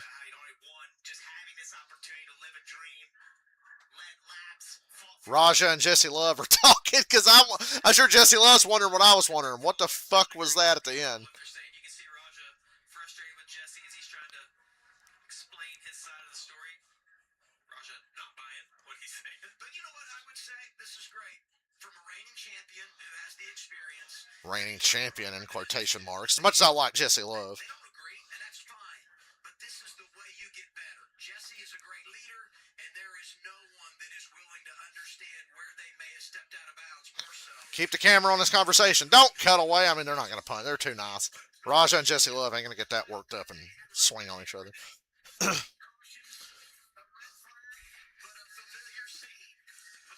Well, to quote Cartman, fuck my ass again. I want to go ahead and get out of here. I've been here way too damn long.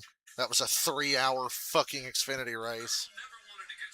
And that was a bit too much, but it was a good race. That was very much a short track race. Tune in tomorrow for Maximum Boredom. I'll see you guys then. I don't think I'm going to stream anything else tonight. I'm playing video games for me for a while, off stream, so I'll see you guys tomorrow. I hope.